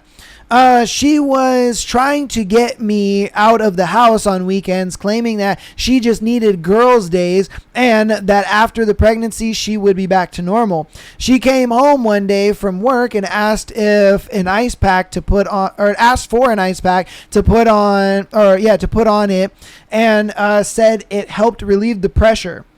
Wait, what? I think she's talking about her coochie. Oh, okay, all right. I took my kids camping on Friday and we returned on Sunday, and she kissed me and said that she loved me and missed me and what did I want for dinner. When I saw her without clothes on, she had this massive bruise right above her vagina. It was as big as a baseball and purple. I have no clue where that came from, and she says she doesn't either. Why the fuck you lying? Why you always lying? Come on, man. She said he turned her around facing the wall and he was behind her fingering her, and that was on a Thursday. This bruise was there on Sunday, so I don't know where it came from or what it was. Come on, bro. But it was a very big bruise. She wouldn't tell me who it was when I had already knew, so I put a voice recorder in her car and finally got them on tape saying that she would see him on Monday. And he said one day we would have to say that. We would have to say that, and then she finally admitted who it was after that. Before that, though, she said who it was after that. Before that, though, she said she will go to... Hold on, what? Before that, though, she said she will go to her grave before she tells who it was, that it was an old friend from school. I'm just blown away. Bro, you are the biggest fucking cuck in the entire world. This is the shit I'm talking about, bro. I missed the first part because I was looking for that video. I sent it to the TikTok, by the way. Okay, great. Yeah. Okay, so his wife cheated on him while he took the kids camping. Okay. She went ahead and kissed her goodbye and, was like, I love you and all this good stuff. While they were on the way home, she was like, oh my God, I love you. What do you want for dinner? All that good stuff, yada, yada, yada. He gets home, proceeds to then see her naked, probably, her getting out of the shower, changing her clothes, whatever the case may be, normal marriage stuff. He sees there's a bruise. And he's like, why the fuck do you got that bruise on your coochie, bro? Where did that come from? And, she went ahead and was just like, oh, well, some shit happened, blah, blah, blah. Pretty much confessing that she cheated on him with another guy, that, he nutted in her, all that stuff. Pretty much, in his words, he said, letting him do things that she would not let him do. Okay? Oh, wow. Yeah. And so, he looks at that bruise and he's just like, bro, he gave that bruise to you. What the fuck? And she was like, no, he actually turned me around, had me up against the wall and was fingering me. And I'm like, nigga, why do you want all this information? Like, the fuck? And you're just like, yeah, I need all this information. So he finds that out. They have that conversation. He decides to stay with her stupidly. Nigga, you're retarded. Then he puts he's like, who is it? Who is the guy? Who's the guy that left the bruise on you and fingered you and nutted in you while I was taking the kids out and all this kind of stuff? He doesn't want to leave because he doesn't want another man raising his kids. That is his reasoning for leaving. So then he decides, she's like, no, I'm not going to tell you. I'm not going to tell you. I'm going to take this to my grave before I tell you. He's like, all right then, bitch, I got something for you. He puts a recorder in her car. She's talking to old boy on the phone like, oh yeah, I can't wait to see you on Monday. We going to do the thing, do this and that, blah, blah, blah, blah. And then he's like, oh, from the voice, I can kind of tell it might be, I believe he said... A friend from high school, I think. A friend from high school, yes. And so she was just like, oh, it might be, it might not be. You know what I mean? Kind of have plausible deniability kind of thing. Yeah. And then he's like, she won't tell me. Yeah. So she was like, she said she will she will take it to her grave before she tells who it was, that it was an old friend from high school. So he kind of knows that it's the old friend from high school, but she won't say that. Yeah. She won't confirm it. And so he's like, oh, I'm blown away. You fucking cuck. Yeah. Yeah. Again, that's the Get Out scene where he's like, oh yeah, 100%, bro. I don't know what to do. You fucking cuck. No one's holding you to that chair, you fucking idiot. Just stand up and leave. But of course, he's like, I don't... Look, dude, So do you have any hobbies? Cooking, cleaning. What the fuck? Where do you see yourself in 5 years? No man is going to take your children from you, right? Any woman that tries to do that, there's the court system where if you prove she's incompetent enough, she's going to have the kids 50-50. You know what I mean? And it's going to be difficult, 100%. But the other guy is not going to be that involved, that great, especially if he's like, damn, she got a family. As soon as what he's doing right now is because he doesn't have that responsibility of raising your kids. He's like, yeah, I'll just nut in her as many times as I want. This is great. Oh, yeah. But as soon as he gets that responsibility of like, oh, now you got to be stepdad, he's like, I'm fucking out of here. Yep, exactly. Gone. That nigga's going to be Goku real quick, bro. Real quick. He's gone out of there. Yeah. You don't got to worry about another man raising your kids, bro. I guarantee you no no dude is walking around like, I can't wait to raise another man's fucking kids, bro. Yeah. You're safe. You're straight. Stop being a cuck. You're probably not going to be because you wanted to know who it was and what his dick looked like and all that shit. Yeah. But the idea is still there. You're gonna fucking be. You're gonna think you're strapped to the chair. You're gonna be fucking crying, looking at her getting fucked by another dude, and yeah. I mean, hopefully you man up and take some advice and stop being a pussy. But at the same time, you know, you're gonna do what you feel is best for you, dude. Yeah. Whether it hurts or whatever the case may be, you're gonna be stuck to that cuck chair. So, but yeah, we're okay. So we're gonna watch this video. This was for the previous. Yeah, the previous lady. Scenario. So. Yeah, this is what you need to be doing. So, do you have any hobbies? Cooking and cleaning. Where do you see yourself in 5 years? Cooking and cleaning. I saw this great movie the other day. Cooking and cleaning. Are you all right? No, I can't drive. Are you hungry? I vote we get pizza. Women can vote? What are you doing? Oh, I'm just super flexible. Flexible. Yeah. Yeah. That's what you need to be doing in public. Okay. Yeah. Yep. And she's happily doing that too, right? Yeah. She's not out here like, oh my god, I guess cooking and cleaning. Nope. She's leaned in. She's fucking happy. She's like in front in front of everyone. I'm just super flexible. You know what I mean? Yeah. You need to be doing some shit like that, lady, instead of what you've been doing, treating men like they don't exist, whatever. But yeah, because I mean, look, man, if I'm being real with you, it's like a lot of women don't want to. This is the thing, like in their 20s, and women in their 20s, they don't know what men want because they don't have to know. Yes. Because guys just kind of walk up to them and stuff like that. So when they get to their 30s, this is like a whole new world. It's like fucking, Jasmine on the carpet ride. It's a whole new world. They don't know what the fuck is going on because they don't know how to keep a guy. They know how to get a guy. They just don't know how to keep a guy. Yes. And they're trying to figure that shit out at such a late age. And it's one of those things where I think I had a video. Oh, here it is right here. And so women legitimately think that this is what's attractive to men. They think that if I say these things, that this is going to make me attractive to men. Girls have it rough out here because why am I 5'3"? I have a college degree with psych and a business minor. I've been doing real estate for 6 years. I bought my own house at 23. I'm creative. I'm ingenuitive.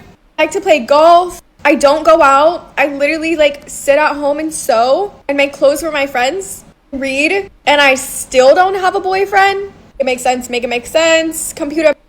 I'm about to make it make sense for you real quick. I'm going to use your logic against you, okay? This is what I'm going to do. Imagine I walked up to this girl, right? And you react to this, okay? Okay. So imagine I'm walking up to this girl, her right here. And I'm like, damn, she's cute. She's pretty, this and that. And I'm like, hey, girl, guess what? I got a fucking Jordan collection. I got a fucking $10,000 PC set up at home. I got a car with fucking spinners on it with this big ass surround sound system, bro. I got a football that's signed by Eli Manning. Have sex with me. She gonna be like, do you think no? Do you think that is anything that is attractive to a woman? No, bruh. No. A guy does not care if you have a job or a degree or you have real estate or you have any of this shit. They don't care, bro. Yeah. They don't give a shit about any of that stuff. And that's the thing is again, women will get to their 30s, right? And they're able to attract a guy, but they can't keep a guy because the thing is that she is not doing the things that she is supposed to be doing to keep the guy.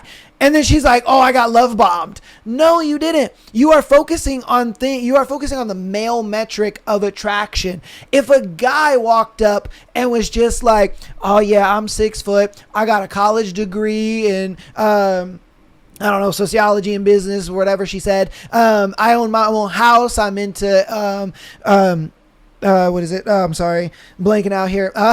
In real estate. Real estate. Yeah. Thank you.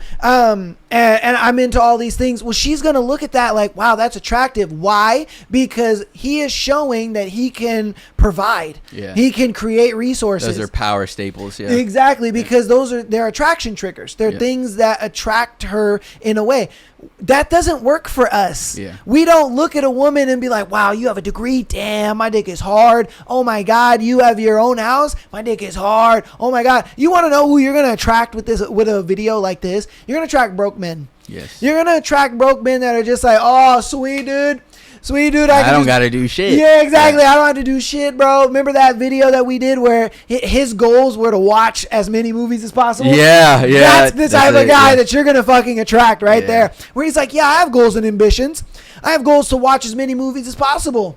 Why would I make money when she makes all the money? Yep. That's the type of guy that you're attracting with this type of rhetoric. And the top liked comment on this video is, we don't care about your degree, your job, your house. We care about your personality, which even still is incorrect. But the idea here is... It's correct and incorrect. Yeah, it's correct and incorrect, right? Obviously, if you have a great attitude, that's fantastic. Yeah, right? it's a thing where it's like the looks are going to get us in the door. Yeah. You know what I mean? And then the personality comes after that. Yeah. And so that's like what I'm getting at, though, is the idea is we don't even have to really say it. It's in the comments. It's the most liked comment there. Yeah. Already agreed. You know what I mean? We are completely separate from this video, and it's still self-evident. You know what I mean? Yeah. So she's like, I don't know why the fuck she said I'm 5'3", as if that was some type of flex or something like that. Yeah, I don't, like, what is that supposed to mean? You know, like, know, I guess that you're small and cute, maybe. But that goes to show you, though, that she's using the male metric, because what do men who are tall genuinely say? They say, I'm 6 foot. Yeah. They're like, oh, I'm 6 foot. I work at this job. I have this degree. I drive this car. Like, that is what men do. Men say the things that she was saying. Yeah, she described her own perfect boyfriend, you know? Yeah, that's what it can, except for the 5'3". But well, yeah, you know, she would hate that. Yeah, I get what you're talking about, though. The thing is you're using the male metrics of success 100%. to try to date. No, man. No, this goes back to that whole, like, when women say, oh, I'm outmanning all the men that I'm dating. Yeah. And it's like, well, then you're just a masculine ass woman. Yeah. Like, no guy wants to date a masculine woman, bro. And what the fuck are you talking about? We're intimidated, it's because we're grossed out. Yeah, we don't want to date a masculine woman. We want to see a woman who is feminine, who has those feminine abilities and traits. Yes. But they look at it like, oh, I'm going to be feminine once I get the guy. Yep. Bro, you can't have the pizza without the dough and the ingredients. Yep. You think that a pizza just can boom magically. Like, you think by putting out raw dough, pepperoni, cheese, and pasta sauce, you're just like, I'll be a pizza when you put me in the oven. Yeah. Like, bro.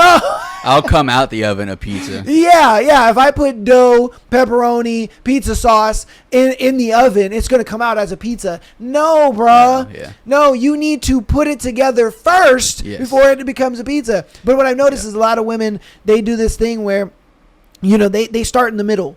They don't like to start at the beginning. They like to start at 5 instead of starting at 1. Most men, we kind of understand, okay, when we meet a girl, we got to start at 1. You know, I got a quarter. I got to take her out. I got to pay for the date. I got to do these things. But the girl, for some reason, is like, oh, I'm not going to do any girlfriend things. I'm not going to show him anything until he takes me on a date. He shows me boyfriend energy. He shows me all this stuff. And it's like, why are you starting at 5? Bitch, you got to show me that you like me. You got to show me that you care about me, or else I'm just going to use you as sex. Yeah. Sorry, say it, bro. Like, I'm just going to have sex with you, and that's going to be that. I'm not really going to give you the commitment or the relationship you're looking for. That's why situationships are so prevalent today, is because the girl is starting at 5, and it's like, bro, what the fuck? And, you know, I was talking about it on the way here to the podcast with the idea of humans are very geared towards energy conservation, right? And I think a lot of the time they allow these fallacies to block them from putting out effort to getting what they want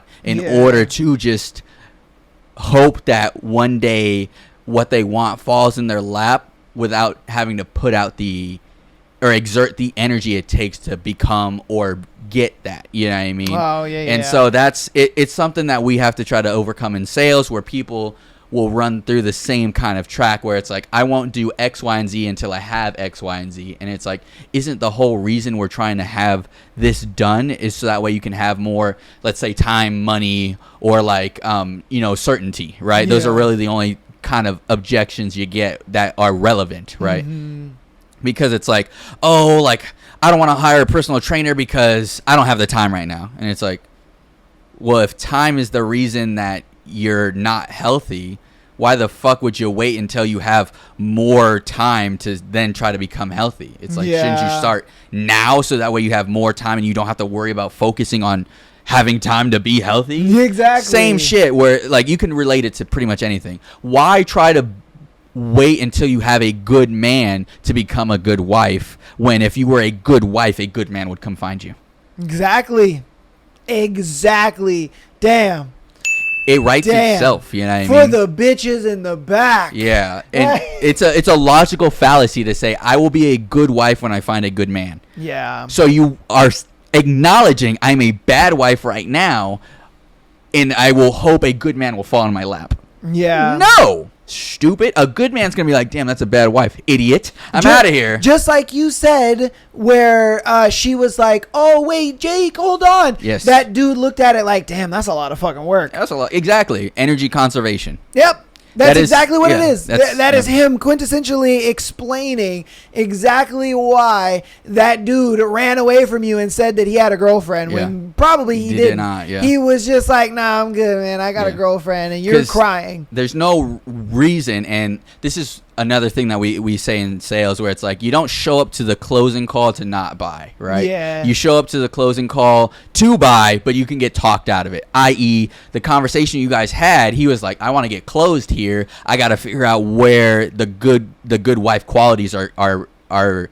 hidden, right? He didn't say that, and then so it's exactly like how bad sales reps, when they get off the call, they follow up later like, oh, do you want to buy now? It's like, no, I didn't want to buy then. I don't want to buy now. Facts. Same thing where you got to the end of the conversation. He was leaving. He was like, Jake, do you want to be my boyfriend or are you single? He was like, I didn't want to be your boyfriend then, and I definitely don't now. You know what I mean? So, yeah, it's all related. It all rhymes.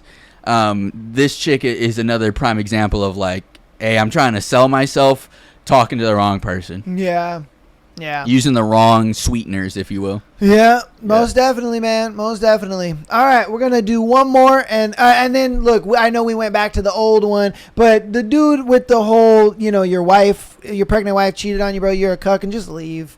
Yeah, I mean, it's super simple, dude. Yeah, you can leave. You have the ability, because other men have done it. You have the ability to leave, keep the kids, and build and do better, right? Yeah. If you think that's impossible, well then just stay a cuck, whatever, dude. Yeah, man, because that's really what it's given, is that you're just a cuck. Because you're sitting there and just like, oh, well, he came in you. Oh, what? He did this to you? Oh, you never let me do that to you. Like, yeah, you probably do the same thing at work where your boss comes in and is like, yeah, you're gonna do everyone else's work and shut the fuck up and you're like, yes, boss, okay, yeah, of course. So yeah, like, bro. And then we kind of got another one, which I'm like, damn, dude. Another cuck? Yeah, it's my wife cheated on me with the meat department guy.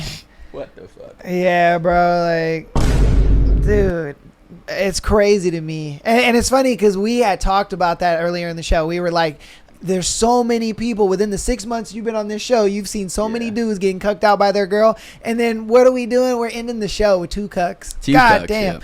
Yeah. All right, a few months ago, my wife started acting different. At first, I brushed it off as it was nothing, but the signs kept pulling up. She was suddenly obsessed with taking long showers 2 or 3 times a day. Her phone became glued to her hand. She'd smirk at the screen, bite her lip, and quickly tilted away if I walked into the room. And the grocery store... Yeah, and the grocery store. She was going to sometimes, going to 2 to sometimes 3 times a day.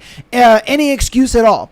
I finally got suspicious enough one night while she was passed out after a couple of glasses of wine. I grabbed her phone and went straight to her photos.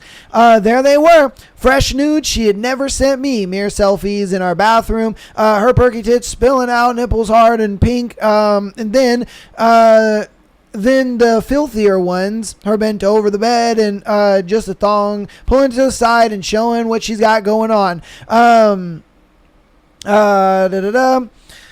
kind of slutty poses that screamed "fuck me." My hands were shaking as I stared. If she wasn't sending these to me, who the hell were they for? I opened her messages, nothing obvious at first. Then I checked her deleted folder, and there was random phone number with over 200 texts. I recovered them, started reading them from the beginning. The meat department guy from our usual grocery store had been eyeing her every time she came in. She finally worked up the nerve and slipped her his number one day while she was just browsing the steaks. Damn. Why the fuck you lying? Damn, bro. She was just like, yeah, I'm just here for some steaks. That's it. Yeah. Text me. Hey, man. The flirting escalated fast. Him, God, you're so fucking good every time you look so fucking good is what he meant to say. Every time you walk by my counter, those tight jeans kill me. I've noticed you staring. Maybe I come in so much because I like it.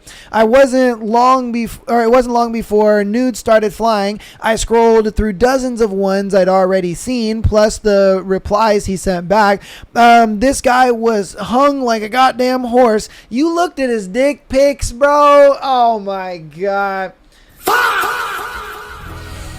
Nigga, you looked at his dick, bro. Oh my god.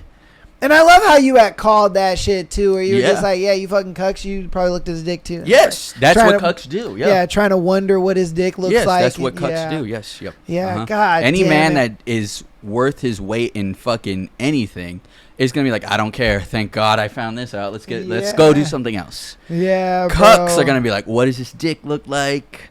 What's he got going on? Is he better? Yada yada. What were you doing? Yeah. Who are these pictures for? Oh, bruh. All right, I sat there on the edge of my bed, phone in my hand, rereading it all. My wife had really let this big dick meathead come over to our place and fuck her senseless while I was gone. I can't stop picturing her sneaking him in. Dude, you're picturing... Okay. Yeah, you deserve it. We're done, bro. We're done with this. You're an absolute cuck. We're done. I'm done reading your shit, bro. You deserve this. This is... Hey, yo, what the fuck? And I'm not saying you deserve it because you did something bad. This is not a negative. Yeah. You deserve this for being a cuck. You are not the man that is worthy of having a wife and being that dude and being treated like she was treating the meat man. And this is why you deserve to have this happen to you. Yeah. Because I guarantee that's not happening to him. It's not happening to him in his life.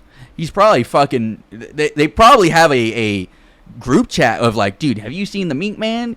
Yeah, and there's probably a network of women that have seen the meat man. Oh, I've been the meat man. I've been the meat man. I ain't gonna lie to you, bro. I've been. When I had read the title of this shit, I was like, no way, bro, because I've seen this and I've been the meat man. There's a woman that used to come in. I closed all the time. I always worked 3 to 12, just because it works better with me to work at night, and it's why I work overnight now, just because it's better with me. So this woman would come in all the time. She was a gorgeous woman too. She'd come in all the time and she'd be like, oh, I'm looking to cook something. She actually worked in the insurance space, so she went to a call center kind of thing, and she would do car insurance. And so she would come in all the time late at night. She would get off at like 7 o'clock, and she's like, oh, I'm looking to cook something, this and that. And I'm just like, oh yeah, are you feeling chicken? You feeling beef? You feeling pork? Blah, blah. That's how our relationship established, is that she would always ask me about recipes and always ask me about stuff, because I was big into cooking, because when I worked in the meat department, I'd always go home with something, because I'm like, why not? I'm already at the grocery store, So I would experiment and try with new stuff that we would get in the case and things like that. And so I'm like, yeah, this is a new item, this is that, blah, blah, blah, whatever. And so I would notice that she'd get really, really flirty with me. And I was just like, girl, man, you are so gorgeous, this and that, blah, blah, blah. She was like, oh, maybe we should hang out outside of work one day. And I'm like, yeah, sure, why not? Hung out with her, this and that. As we were on this hangout date, whatever you want to call it, I happen to know she had a ring on. And I'm like, oh, I didn't know that you were married. And she was like, yeah, you know, I'm married, but like, He's a cuck. me and my husband don't really live together anymore. And, you know, we're kind of on the way out, this and that. Like, I've been dealing with a lot. I live with my sister and stuff. And so she was telling me about this and all this stuff, blah, blah, blah. So fast forward a couple months later, we're texting, we're talking, we're calling. I'm like, yeah, girl, how you doing? What's up? You know, putting on my little deep voice and shit. And doing the whole sleepy time voice shit. You know, we're talking, and she sent me a little nudie. And I'm like, ooh, shit. And then we got physical with it. And before you know it, her husband finds out, comes up to the job place, talking about, oh man, are you the dude that's been helping out? Now, he doesn't say this to me. He says this to one of my coworkers. And he's like, are you the dude that's fucking my wife and this and that? And we're like, oh shit. Oh, what the fuck? Yo, hold up. And I didn't say it was me because I wasn't going to say it was me. Like, it is him. Yeah, I knew you were texting someone. and the dude that he accused was just like, what the fuck? I don't even know your wife. But see, the thing is the nigga that he accused, he closes with me. And he was a black dude. He was about like maybe a little shorter than you. He's probably like 5'9", maybe 5'10".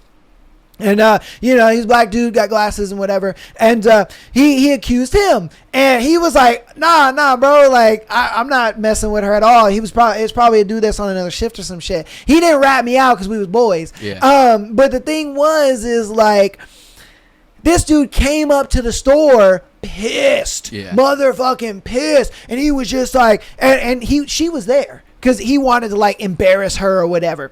And so he was like, is this the fucking dude that you're talking about has got a big dick and that he's fucking you good and fucking you raw and this and that, blah, blah. And to me, I'm like, you got all that. I was like, damn, you know what my dick look like. You know how I'm fucking your wife. You know what I'm doing to her, what I'm sending to her, what I'm probably saying to her. Like, nigga.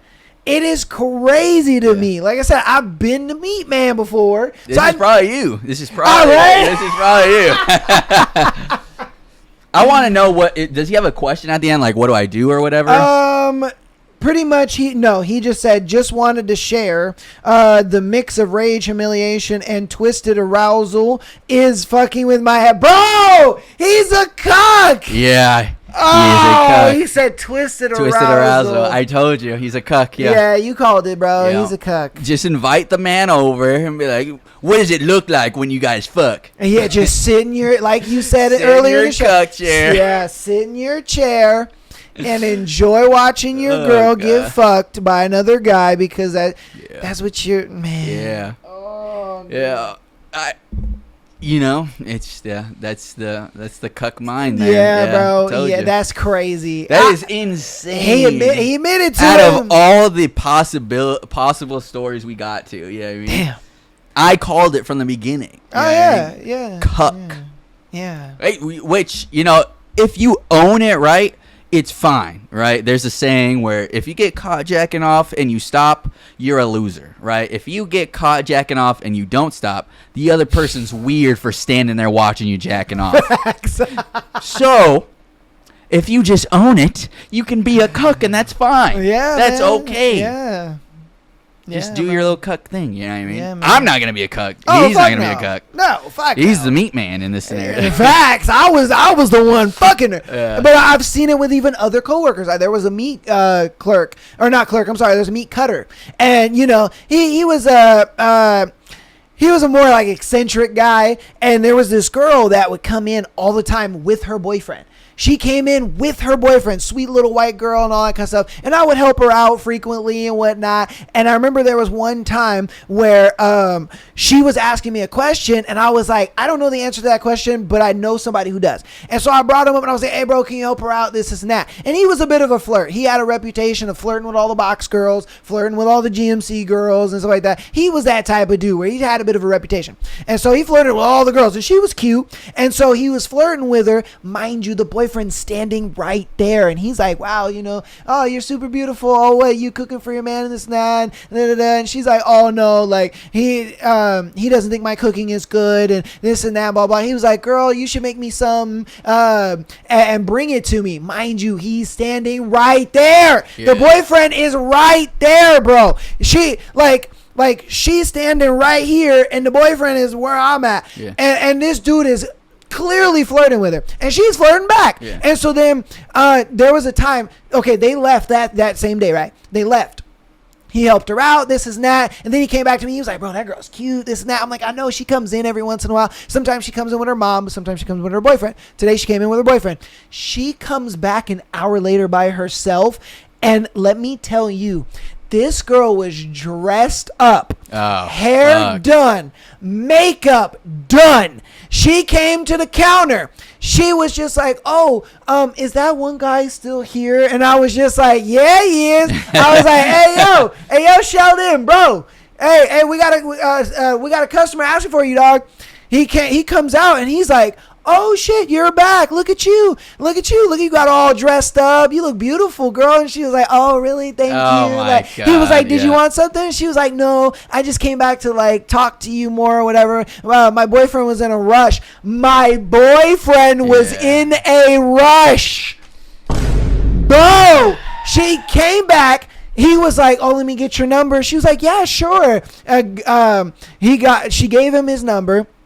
Then a week later, he had told me he took her out to the racetrack, smashed that night, and the boyfriend was cool. Yeah, boyfriend didn't pretty much. She came in maybe like 2 or 3 days after he said that they went out, right? Yeah, and she came in with her boyfriend again. So he had to look at the dude that fucked his girl, bro, and he was just hunky dory about it. Yeah, like, none the wiser. Oh yeah, can I get like 2 pounds of that right there? Yeah. And he was a tall, lanky white boy, and I'm just like, bro, like, can I get a? You let this nigga BBC your girl. Yeah. Like, bro, he stretched your bitch out, bro. I already know it. I already know he stretched your bitch. You went there and asked him for meat too. Yeah. Yeah. And you came back. Asked for more meat. I guarantee you, she told him. That guy that was at the meat, counter or whatever. Yeah, I went on a date with him. Because even when he was there ordering meat, guess where she was at? She was on the other side of the counter talking to him. Oh, yeah. Yeah. So like that guy's a cuck. Yeah. So imagine like I'm the boyfriend, right? And I'm at the counter. Where my water bottle is over there is where she was talking to him. Oh, wow. Yeah, in his face. And they're flirting and talking. Oh, yeah, how was last night? Oh, yeah. No. Did you get that picture I sent you? Yeah. No, it was cool, right? It was cool. And I'm like, bro, and I was overhearing this whole situation. And I'm just like, hey, what pictures y'all niggas talking about? He was like, bro, I sent her my dick, this and that, bro. Damn. Like, she sent me a picture of herself. And I was like, yo, you said that with the boyfriend right there? And he was like, oh, yeah, I think the boyfriend knows. Oh, wow. He was like, I don't know if that's true. We never confirmed that, but from what was going on, he kind of deduced down to like the boyfriend probably knows. Damn. And so that's what I'm saying. This story right here is real. That's a real fucking story because I've been the meat man, and I've seen a nigga be the meat man. Like, and what's crazy too is the idea that like I've been on the better end of something like this, where like like I'll go out with my wife and we've been to like the local store, right? We go back to the butcher section. She used to get like ham, cheese, stuff like that to make like sandwiches, whatever, yada yada. And then she was like, one day she was like, yeah, this guy just keeps looking at me and he's giving me like real creepy vibes, So she was like, I don't want to go back to the meat department anymore, So I was like, all right, cool, Yeah. So then from then on out, I was like, let me just peep it, right? Whenever we would go, I would peep it, and I'm like, okay, yep, I'm clocking it, I was like, yeah, babe, don't worry about it, I'll go to the meat department by myself now. Yeah, he kind of took the hint, you know what I mean? And now he don't make eye contact, he don't do shit now. Hell no. He avoid the fuck out of seeing me, but the idea is still there, where it's like, the meat department's a dangerous place if you're a cuck. If you're not really a cuck, is, bro. It's a very simple place. All right, man, that's going to be today's episode. You guys let us know what you think about everything that we've gone over today, man. We had an action-packed ass cuck-filled episode. Yeah. I ain't gonna lie to you, man. Men are fucking feminized, bro. Men are cucks nowadays. It's just the way it is, bro. Men are not men anymore, and they refuse to be men. And that's the reason why we're seeing the degradation of society right now. And it's just ridiculous to me, bro. Men who think that women should run the world and all this bullshit, and they think the feminization of video games is a good thing, all that. Bro, get the fuck out of my face, man. All right. Again, patreon.com/MyThatSoPodcast. Get that exclusive episode every single Friday. I mean, not exclusive, every month, as well as the free episode in the beginning of every month. Audio listeners, keep downloading the episodes, rating us 5 stars on preferred platform. Follow us on Instagram, TikTok, as well as subscribing on YouTube. Follow him on his new Instagram at Michael the Asshole. Link down in the description. All right. Hopefully he'll have his TikTok up and all that good stuff. But yeah, man, that's gonna be us, man. We love you. Appreciate you guys so very much. Got anything for the rest of the show? No. Just happy to be here. Happy to help out the cucks that want to rise from their cuckery. And yeah, man. You know, like I said, dude, if you want to be a cuck, you got to own it, right? Come to terms with it, do your thinking, and be like, yeah, you know what, it might not be that bad. I do enjoy watching my wife get fucked every now and then. You know, whatever kind of enjoyment you want to get from that, you go ahead and do it, right? For the men that want to rise and be like the rest of us and not cucks, stop accepting this behavior. Do not talk about it. Do not address it. Just leave, become absent. That is that's the only punishment women understand. From there, you can go live a better life, right? So thank you guys so much. All right, man. That's going to be it. I'll see you guys on Tuesday for another episode. He'll be back next Sunday. We love y'all. Peace.